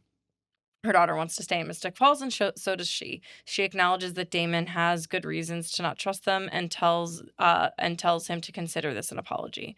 Without a word, Damon heads inside. So my one just kind of thought is just connecting the dots here. So this means that Pearl stole the invention from Jonathan Gilbert, thinking it was the vampire compass, and then realized when she got caught with it that she stole the wrong device. So that's got to sting.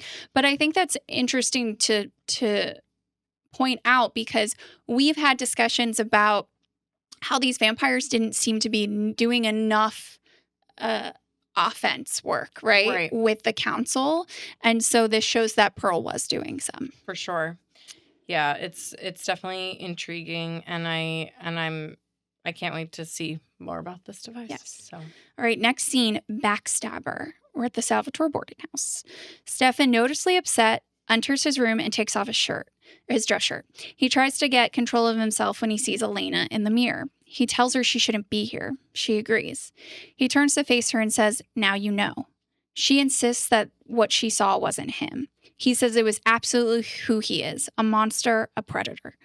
Elena tells him that's what the blood makes him. He refutes this, saying the blood brings out what's inside of him. Becoming more agitated, he adds, "If you think any differently, then you're an idiot." Elena insists again that this isn't him. He tells her he wanted to drain every ounce of blood from Amber's body. Elena says no. He repeats that this is who he is. She tells him that he can't scare her off. He asks why she would risk coming here, and she tells him because this is her fault. She made him drink her blood. Stefan says, "All you did was expose me to who I really am." Elena insists again that this isn't him. He screams for her to stop saying that and throws what looks like books. She steps towards him. He tells her not to get any closer. She tells Stefan she's not going to let this happen to him. He tells her to stop. She says she's not going to give up on him. When she tells him she believes in him, he grabs her and throws her against a wall, yelling at her to stop. He slams his hand against the wall by her head. Elena is noticeably scared, and this seems to break Stefan's anger. He apologizes, and she tells him it's okay. He puts his head against her shoulder and sobs, saying he doesn't know what's happening to him. She tells him it's okay and soothes him. From her pocket, she pulls out a vervain dart. She tells him he's going to be okay, and as the music swells, she stabs him in the back. Stefan leans back, grunts, and falls to the ground. Damon walks in, and Elena looks at him. He asks if she's sure she wants to do this. She says yes. Okay, so another super emotionally charged scene and truly great work from both Nina and Paul. We give Elena a lot of shit, but she's really showing up for her man, and I appreciate it. Mm-hmm. If Stefan didn't have her believing in him, I don't know where he'd end up. And I also love her sneakiness here, but she still put herself in danger, so I'm going to give her props for being really brave here. Yeah, I mean, our girl might get on her nerves at times, but she's got some strong resolve, and she was really good at getting him pacified.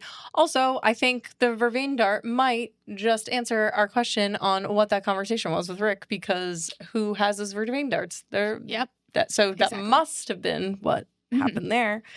Okay, we're on our final scene of the episode. All right. And this is titled House Arrest. And we are at the Salvatore boarding house in the basement. Elena stands outside of the dungeons. Damon steps out from a cell, and we see Stefan unconscious inside it. Damon closes the door. He tells Elena there's no guarantee that this will work, and she says it has to. Damon accepts this and goes to the stairs, asking if she's coming. She tells him she's going to stay there. She sits down on the floor across from Stefan's cell, and Damon follows suit. They sit there in silence. Cue credits. All right, my one thought is Damon turning things around? Mayhaps. Mayhaps. I'm excited to talk a little bit more about like all of these things and more in our final thoughts and hot takes, but let's move on to some folklore, shall we? Yeah, let's.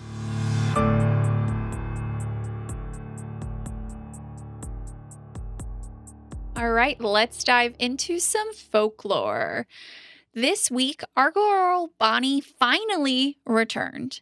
And while she may be frosty towards Elena, her powers seem to be heating up. We get to see her mind melt Stefan to neutralize him in the woods with Amber, Damon, Elena, and of course, Bonnie. This is something we saw Graham's, RIP, do to Damon in episode 14. This appears to be a new psychic power for Bonnie, so we thought it would be fun to explore more on psychic abilities for this week's folklore. According to Psychic School, there are stories of monks and rishis that could levitate, mind bend, time travel, and send messages with their minds. There is growing proof that these extrasensory abilities exist through scientific studies and firsthand accounts. Are these supernatural powers not magic, but latent human abilities that have been forgotten in time? Like, what are they? Who knows? Let's explore the 3 T's: telepathy, telekinesis, and teleportation, and see what we uncover. According to Medium, telepathy is the ability to transmit words, emotions, or images to someone else's mind. The belief in telepathy goes back thousands of years. Although there is not much in recorded history on the topic, theories suggest that ancient cultures such as Egypt or even earlier unrecorded civilizations used telepathy to communicate. Philosophers in ancient Greece spoke about telepathy mainly in relation to receiving messages while dreaming. Indigenous cultures around the world speak of various forms of, quote, dream time, where individuals receive messages and guidance. That's really cool. Right? That's and cool. Very interesting. The word telepathy was coined in 1882 by a classical scholar, Frederick W.H. Myers, founder of the Society for Psychical Research. My goodness. In 1927, the mass telepathy experiment showed research that were only moderately successful, but shed light on the existence of abilities and the need for more research. Psychologists Sigmund Freud and Carl Jung observed telepathic phenomena, as well as the psychologist and philosopher William James. The most well-known experiments in telepathy were those of J.B. Rhine and associates of Duke University beginning in 1927. Rhine used a set of cards called Zener cards, designed by his colleague Carl Zener. And J.B. Rhine was who we talked about when we were talking about parapsychology, so from a previous folklore section. So that's really fun to pull together here too.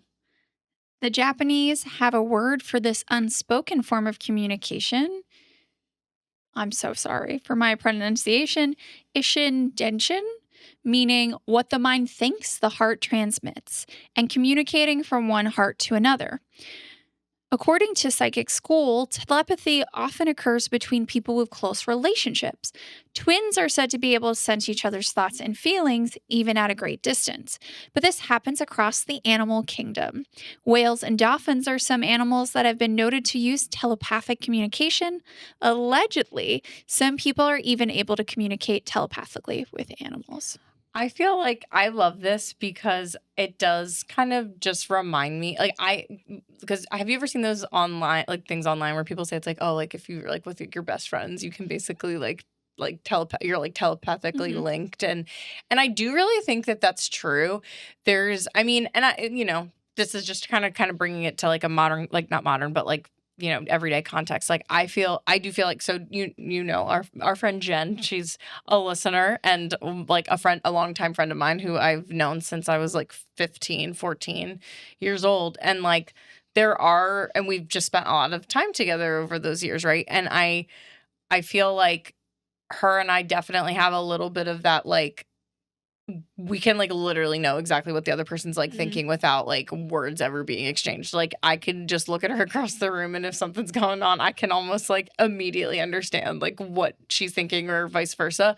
And I don't know if that necessarily counts as like telepathy, but I feel like that as you grow, and I feel like that connection with like more than just her too. Like I think just when you have deep bonds with people or friends and family, like that can start becoming like a thing. I don't know. Like us with our mind melding. Yeah, no, absolutely. And I think it's the kind of thing where if you spend a lot of time with someone and you know them really well, there's just this like linked quality, right? I think about that a lot. I've right around when this episode comes out, Alex and I will be celebrating 11 years together. Yeah, I feel like you definitely both have that for sure. I mean, we literally like finish each other's sentences, right? I mean, you and I do that too.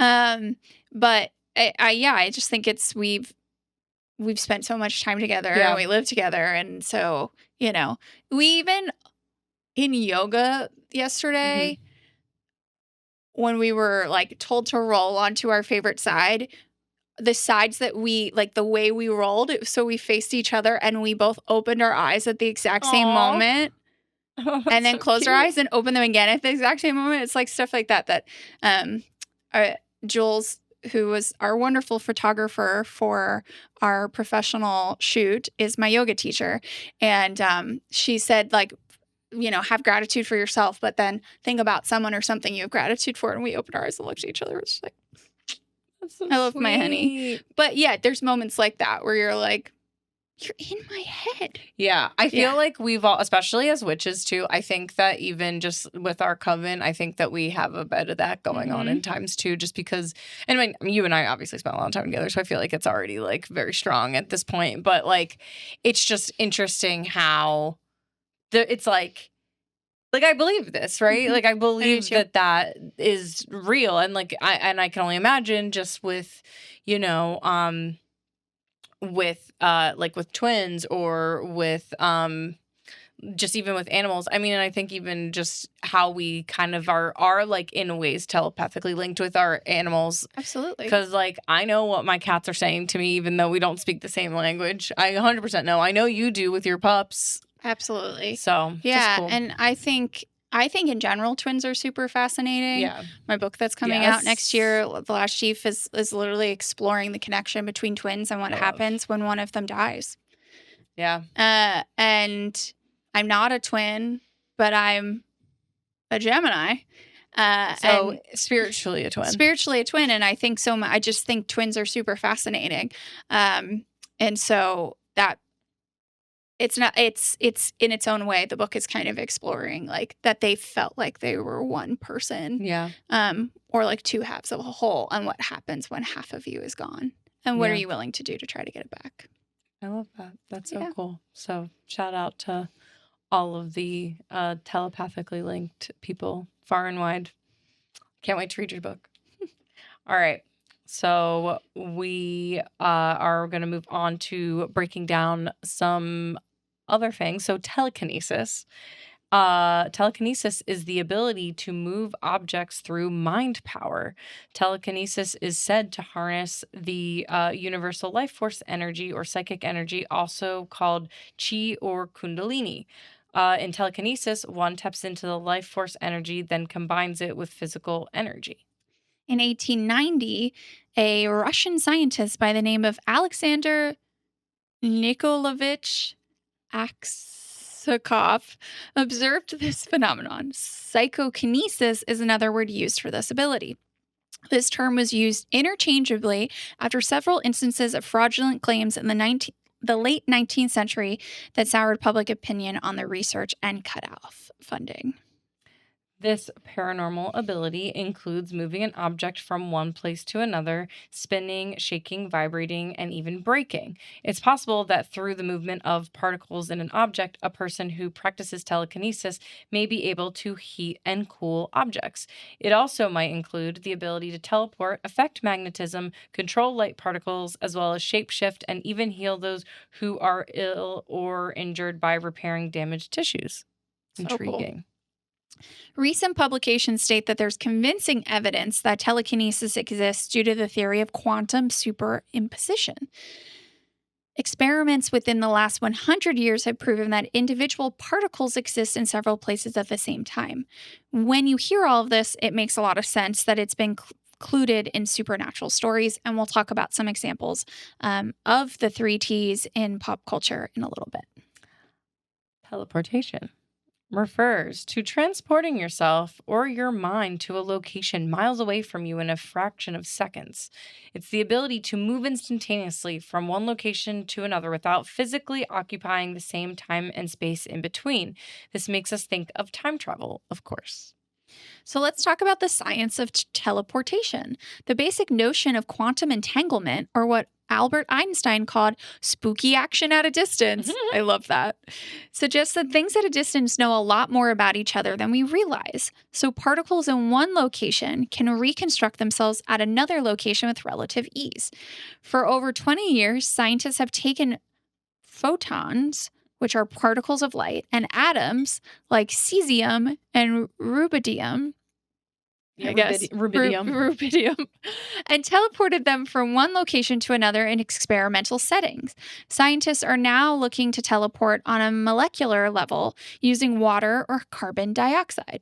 More recently, Chinese scientists successfully teleported a photon from Earth to space, which was well documented in 2017. Very cool. Just very fascinating stuff. Okay, so can we teleport a human being like we see in the movies, or TV or comics? From a scientific perspective, teleporting a human would be difficult, if not impossible. In the process, the person would have to be destroyed on an atomic level and a copy made at the desired location. The human at the other side would be more of a facsimile than the original, as the atoms had to break apart. Questions of where does the soul go, and if it's possible to reconstitute the essence of a person beyond physical matter remains a mystery. To date, teleportation on humankind, at least from the scientific perspective, is a long way off. Yeah. Wow. Yeah, it's super interesting. And I think this is a great segue into we're going to start looking at or referencing some science fiction and fantasy stories that include and explore these psychic abilities. So you want to just like boot back and forth for this? Great. Okay, great. You can kick us off. Here are a few of those. The Jedi mind trick from the Star Wars franchise. Doctor Strange is a master of mystic arts capable of manipulating time, space, and reality through magic, astral projection, and powerful artifacts.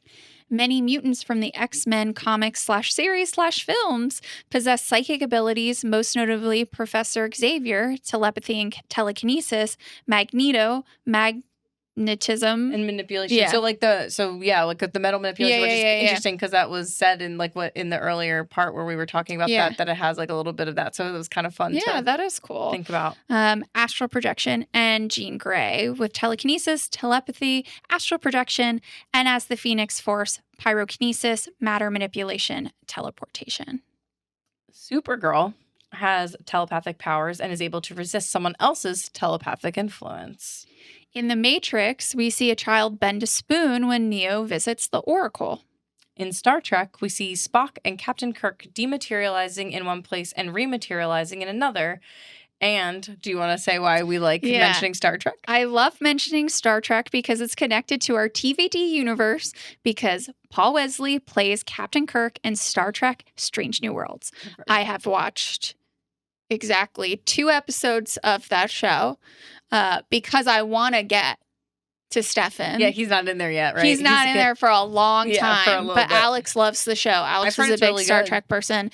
And I really enjoyed the first 2 episodes that I watched, but I was like, how many episodes do I have to go before Paul Wesley's here? Yeah, it's really cool that he's in that show. Yeah. And I have heard really good things. I think their final season just aired or is about to air. Yeah, I'm not like particularly a Trekkie and not for any particular reason. That was one franchise I never really got into, but I was actually very curious in trying to jump in for Strange New Worlds for the exact purpose of getting to see Paul do his thing. He's looking great. Okay, of course we gotta call out this guy or person. We have Doctor Who. Who is obviously all about time travel, and shout out to the TARDIS. Love the TARDIS. I love and the we TARDIS. were just talking about Doctor Who the other day. We were just talking about Doctor Who. And we have the same favorite doctor. Yeah. David Tennant. Talk about a mind meld. There we go. David Tennant. We love David Tennant. And I mean, he's definitely he's great. But we were talking with Alex when we were all hanging out the other day, and honorable mention, Matt Smith. For sure, Matt Smith, yeah. So, who I'm currently, as this is being recorded, we are deep in House of the Dragon time, who plays a character whose name is Damon. Amazing. Who I also love. And he's also makes very questionable choices. That name just has a ring to it that makes the person just... Well, it's because it sounds like demon. Yeah. Demon. Yeah. All right, next one. In Charmed, of course I get this one. Yes. Prue is able to move objects and beings with her mind, including advanced forms like telematerialization, which is the power to teleport liquid, which I was thinking about when I was talking about the ability to heat, change the temperature of liquids. Deviation, which is deflecting magic, enhanced agility, and astral projection. Very, very cool. Stephen King's The Shining is a psychic ability that can include teleportation, astral projection, reading people's minds, and more. And a fun fact is that I, in the last year, read The Shining for the first time and recently finished Dr. Sleep. So I'm very familiar with the abilities of The Shining at this moment in time. It's very cool.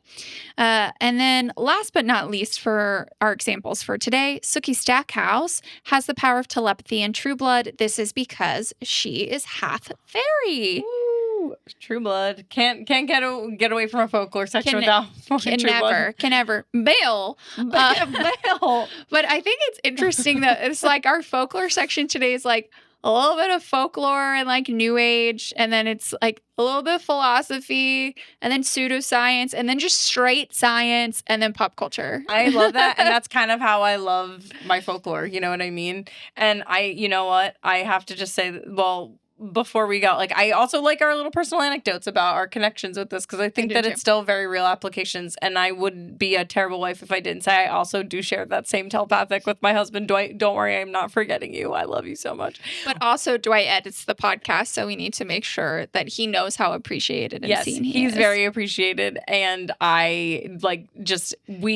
it's funny because I think that just any close relation that you have with people, you really can do that. So I have appreciated this. And also shout out to Christina for helping us this week while I was tending to some other things. So Christina really went hard on this little section for us today.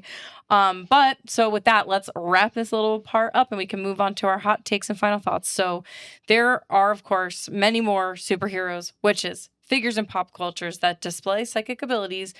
And we won't spoil where Bonnie's budding powers wind up, but we'll be sure to track them for ourselves and for you. But for now, we know she has psychic abilities, including clairvoyance, claircognizance, elemental transmutation, and whatever she did to Stefan. Whatever. She's stepping on Stefan in his mind in this episode. So thank you again for putting this together for us this week. It was really fun. I love when we get to really learn cool, fun facts. We're going to slay at trivia one day. We really are. So, all right. Hot takes and final thoughts?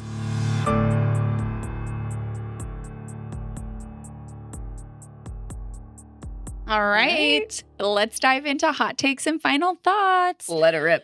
All right. Where do we want to start? Who do we want to start with? Who do we want to start with? I'm happy to take your lead and we can just go from there. Okay. I think let's start by talking about Bonnie. Great. Okay. So first off, I'm so glad that Bonnie is finally back and can't wait to see where her storyline and her growing powers go. I completely agree with that. And let me get my little bonbon note here. Bonnie with the boundaries. I'm glad she's back. I'm glad she's putting her foot down. And I think you had a little comment on Graham's. Do you want to talk about that? Because mine kind of is in response to that. So I agree with Bonnie that, and I said this earlier, that Graham's did die for nothing. Literally, and I mean Brenna and I, do not care about the Tomb Vampires storyline, and it goes nowhere. The Tomb Vampires minus Pearl and Harper leave off camera. Literally. Catherine was not in the tomb.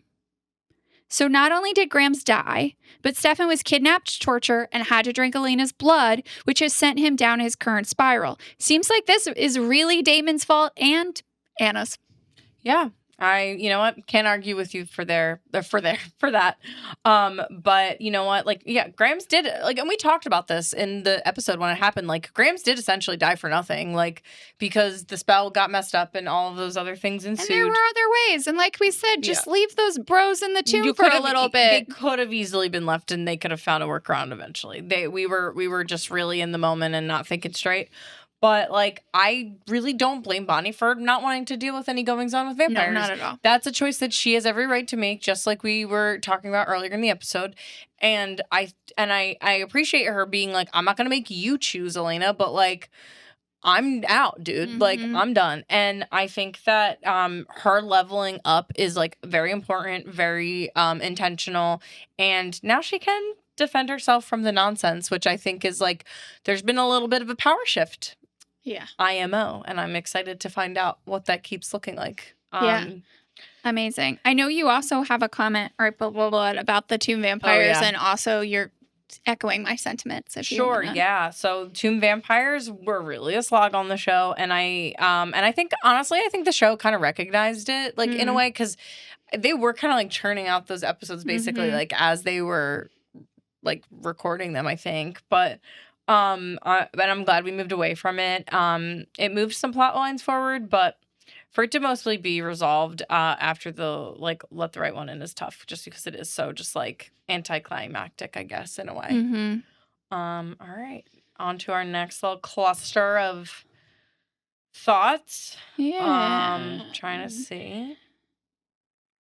I mean, we could talk about Caroline next. Sure, let's talk about our girl. Okay.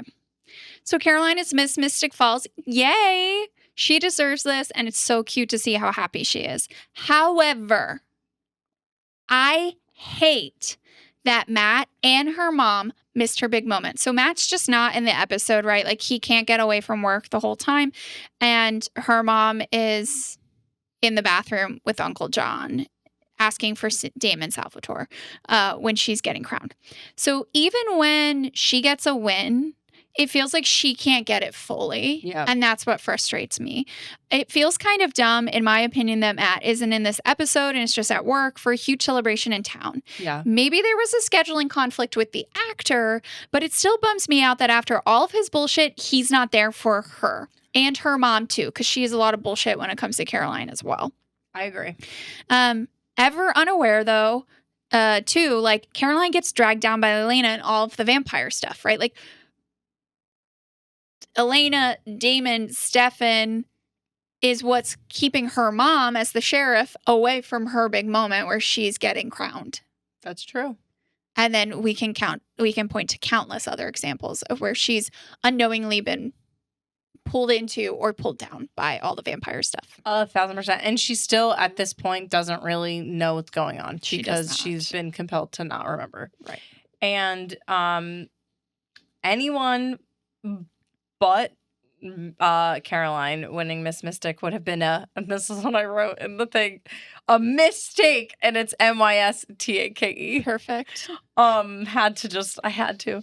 But so glad for her, and I agree. Like, with those thoughts of just like Matt and Sheriff Forbes, like she just can't really ever fully just get hers and like be fully celebrated.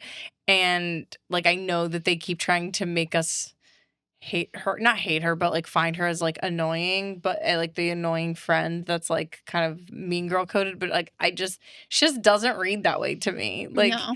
especially this watch through, like she just doesn't. She's just like, I mean, sure, she's immature in moments, like how she was with Elena's, like parents and just like being a little insensitive. And like in those moments, it just feels like she's a teenager, but she's not like a mean girl. Like I don't find her to be mean spirited. Right. Okay, but I also will give, related to this, I'll give Elena some credit. She was genuinely happy for Caroline, and I do appreciate that for Elena. I really do. Yeah, and it was nice to see those two girls have a moment that just felt like pure friendship. Yeah. Both with Caroline convincing Elena to still go through with it, and then Elena genuinely being happy and sharing in the celebration with Caroline, because we haven't really seen that. Yeah, we really haven't, and I hope for their sake, I hope that their friendship gets better because, and I mean, I don't know, I haven't said this in a while, but like I haven't seen the show in a long time, so I don't fully remember like how strong their friendship does or doesn't get, like in terms of just like how the group dynamics are. But I'm hoping that it gets a little better because I hope so too.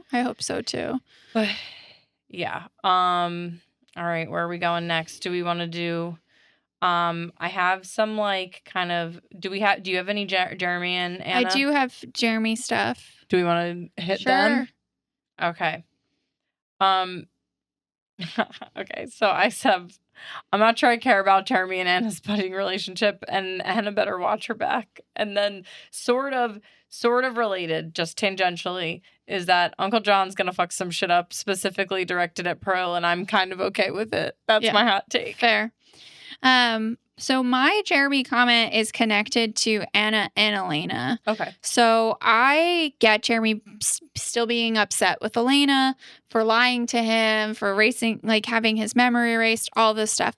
That's totally valid. But I feel like he didn't, as I alluded to earlier, I feel like he didn't read the journal that closely, because if he did, he would know about Anna kidnapping Elena and plenty of other things too, right? And so obviously Anna also knows all about what happened to Vicky. Yeah. Because she's the one who turned Logan after Vicky fed on him. Yeah. So like I'm glad they're talking to each other about this. Jeremy needs someone he can talk to, but I don't think Anna should be absolved when he hasn't even given his sister a chance to explain. And like I do believe Anna when she says, like, I would never hurt you now. But I also think there's not actually a full, like, she's kind of getting lucky that he's not either aware of, like, didn't read things that closely or isn't bringing up the other stuff she did. Yeah, I agree with that. I really do. Okay. I have a little, since you kind of brought up Elena, do you have any Elena stuff? Or is it more about like relating to Stefan? Because we can I have Elena relating to Stefan, and that's about as much as I talk about her. Great. I think my note will then dovetail into some of your Stefan notes. Perfect. So, okay. So I'm still a little confused on how it took Damon reporting to Elena that Stefan is on the People Blood for her to realize that her beau was super manic for the first part of the episode. I mentioned it earlier, but it's like still baffling to me by the end here, because you really think, like, going through the whole episode and thinking about it, I'm like, Elena, he's literally being so fucking different. Like at first, because Stefan off of the People Blood is like more reserved and just like kind of like quietly thoughtful and quite like introspective, and he's literally starting this episode like showboating with like the car, and which I mean, like, hey, you know what, drive that car, Matt finally fixed it for you, I guess, so that's good. but he's just like really just being so, and then just him dancing with her, like even though we like that moment, but it's also tough because we know that it's not like coming from his like more normal like sober state. Yeah. So all right. Also, when you were pausing to think of what word to describe Stefan, the word I thought was reserved, and then 1 second later you said it. So telepathic. I love. All right. So to kind of go deeper into the Stefan of it all, I know we talked about it throughout the episode, but this is incredibly rough for Stefan. Paul Wesley does a phenomenal job of portraying our hero unraveling, and it's truly hard to watch. What happened to Amber is not okay. However, I do think it's important to remember just how much Stefan fought his own hunger, right? It's definitely a real possibility that he would have killed her had Elena, Damon, and Bonnie not arrived when they did, but I'm trying not to think about that. I'm so glad that Elena and Damon are standing by him and working together, finally, to help him, but I do think that he should get some credit, like, when Elena's like, no, you wouldn't have hurt her, and he was like, I wanted to kill her, I wanted to drain her of blood. What Elena doesn't say in that moment, in my brain was thinking is like, but you didn't. Like, you had her for probably hours. Yeah. And you were you were doing everything you could to fight against that. And that does show to me that he is actually the person that he sees himself. Like, he is the I don't know if it's the good brother, but he tries to be a better person, even when he's at his lowest point. 100%. So, I think that that's very fair and valid, and that's so good. I like that point. Thanks for calling that out to us today, because it's really good. Good insights. Can I add one thing about Amber? Sure. I think it's kind of surprising that with Amber's disappearance, no one realizes really realizes she's gone. She's not a founding family member, so she's not that important, apparently. But I think it's kind of surprising with her disappearance that no one really clocks that Stefan is also missing. Yeah. Even though he was Elena's escort and mysteriously went missing at the same time Amber did. I'm just saying. Yeah, I mean, like, the math is mathing, people. The math is mathing, and we're not all thinking about it. And it's just genuinely so confusing sometimes when, I mean, I know it's like a TV show. They have to try to string these plot lines together, but dang, sometimes it's like, what the heck? When you like put your logic hat on, it's always, okay. So I just want to, like, before we get into, cause I think we have, how are you doing? What do we've got left on?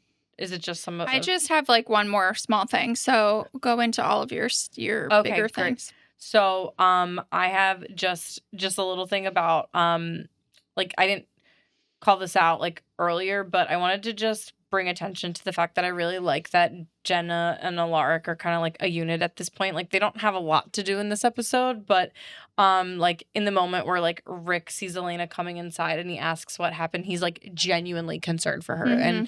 And like we touched on it very briefly, but I think that, like, not only for what he already knows about vampires, but that he's like a really good support person who's also a caring partner to Elena and Brenna's aunt, Jenna. So, like, I think he's just slipping into this kind of, like, I don't want to say like father figure, but like kind of in a way, because like he really is just like stepping into that space for her, or like seemingly is, and he's like concerned, and we, as we talked about earlier, we can probably guess that she got that vervain dart from Rick directly, just based on the previous episodes of them using them. So just want to call that out.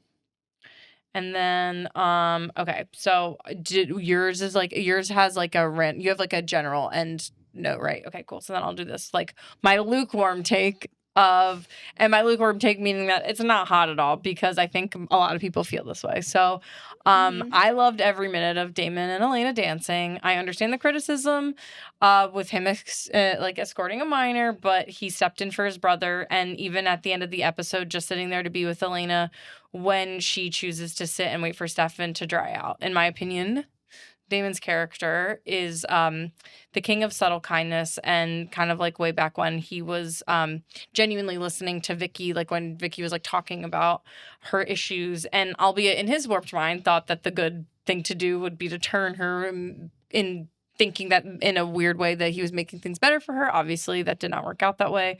Or like obliging to help wipe Jeremy's memory after the trauma with Vicky. Or and like, you know, they're both somewhat misplaced, but I think that it seems like as he continues to work with Sheriff Forbes, or like occasionally with Rick, or even begrudgingly with John, his moral compass is starting to turn a bit more north. So we'll have to keep an eye on that. And I think your final thought kind of goes. That's Like, a good segue. Lays up to yours. Okay, great. So the characters in this episode had some really great moments, like Caroline noticing about Elena and changing how she viewed the competition, Bonnie's boundaries, and also like her boss witchery, Stefan's ongoing internal struggle to quell his hunger, but also his manic behavior at the beginning of the episode. Elena's bravery, Damon's silent support of Elena, but ultimately for his actual support of Stefan, his brother. Like all the actors just like are portraying these moments like really, really well. And it just again is I think a reason why Vampire Diaries continues to be like a fan favorite show, because this kind of acting, like, and like I know people always give like CW actors like shit and stuff, like being like, well, it's just like CW, but I'm like, no, like this group is really bringing it, I think. Don't you think? Yeah.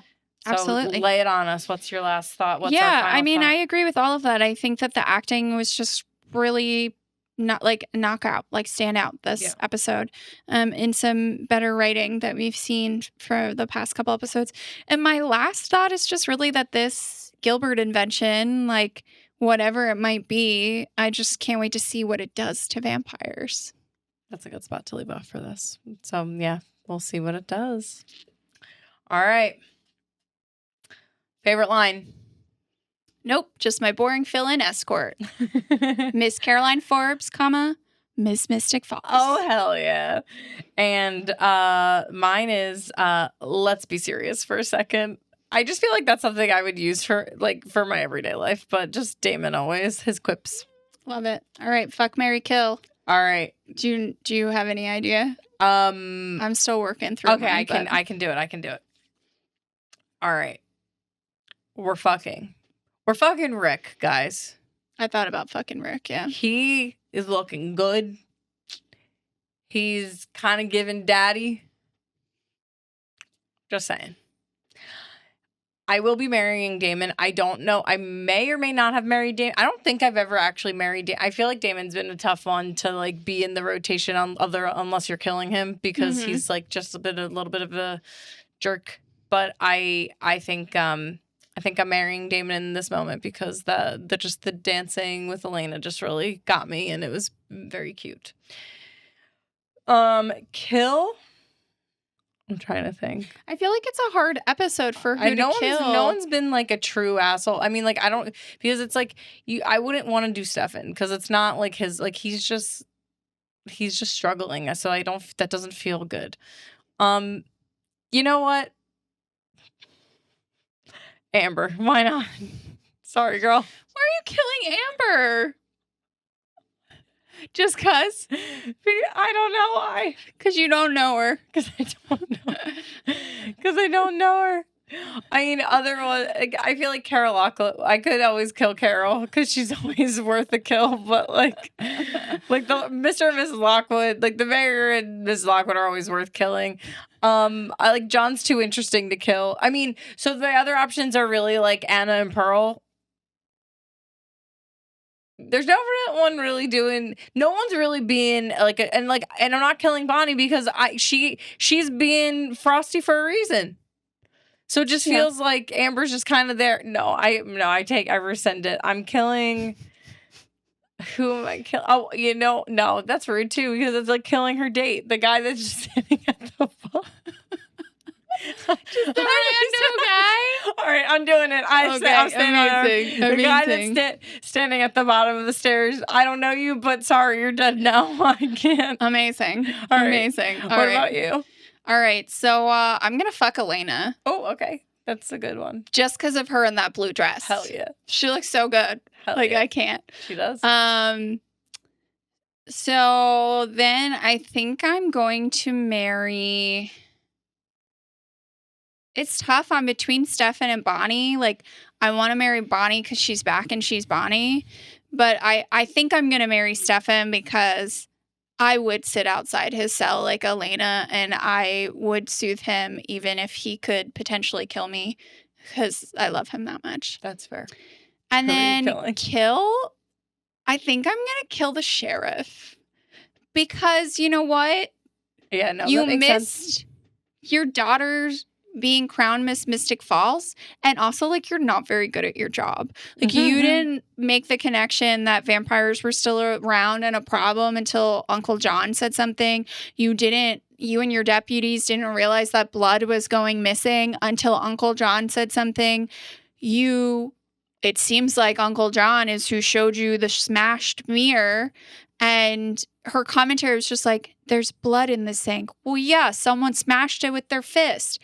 You know, like, also the fact that Elena lies so horribly to Sheriff Forbes, like well, girls, did you see anything? Elena. No, we didn't see anything. Like, turns away, pauses, looks at Bonnie, and then Damon nods at her. Like, it is so suspect. And she's like, okay. And meanwhile, we never see her interact with her daughter. No. And so, you know what? I'm going to kill her for that. Because I was thinking about killing Matt because he's not there either.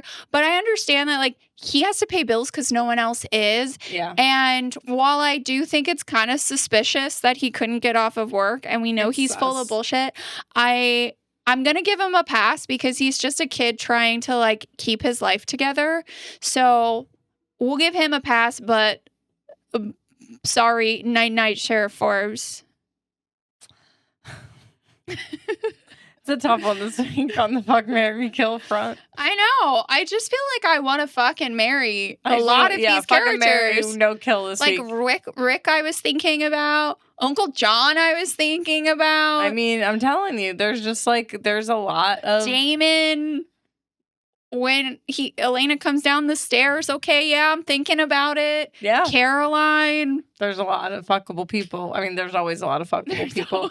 I'm sorry. A lottable.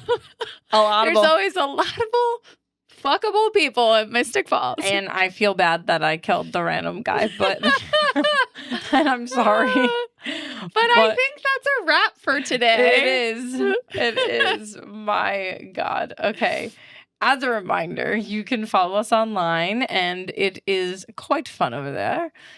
Please join us over at Hello Sister Podcast on Instagram and Threads, or if you'd like to write us an email, you can do so at hellosisterpodcast1864@gmail.com.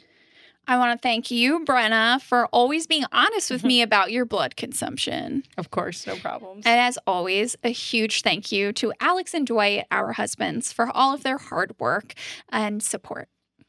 And thank you, Christina, for always being up for dancing, whether it's near touch waltzing or hip hop. Or just like breaking it down on like a wedding dance floor, let's be honest. And as always, thank you for listening. That's it, you. Mr. Rogers, like you. For listening, watching, both listening and watching, however you consume us, which I know sounds like a weird thing to say, but hello. Slurp. Slurp. So thank you for just being a part of Hello Sister. And we'll see you next time. Bye. Hello Sister is written, directed, and hosted by Christina Rosso-Schneider and Brenna Dinon. Graphic designs are by Alex Schneider. Music is written and produced by Dwight Evan Young. Sound design and video are recorded and produced by Dwight Evan Young and Brenna Dinon. Hello Sister Podcast is a Bad Day Media production. Oh my goodness. Okay. The heat's getting to me. All right. It just turned to 2:15. Okay. A little like longer-ish, but not. I think we're gone are the days that are that we're going up to 2:20, 2:30. So yeah. So we've been doing pretty good.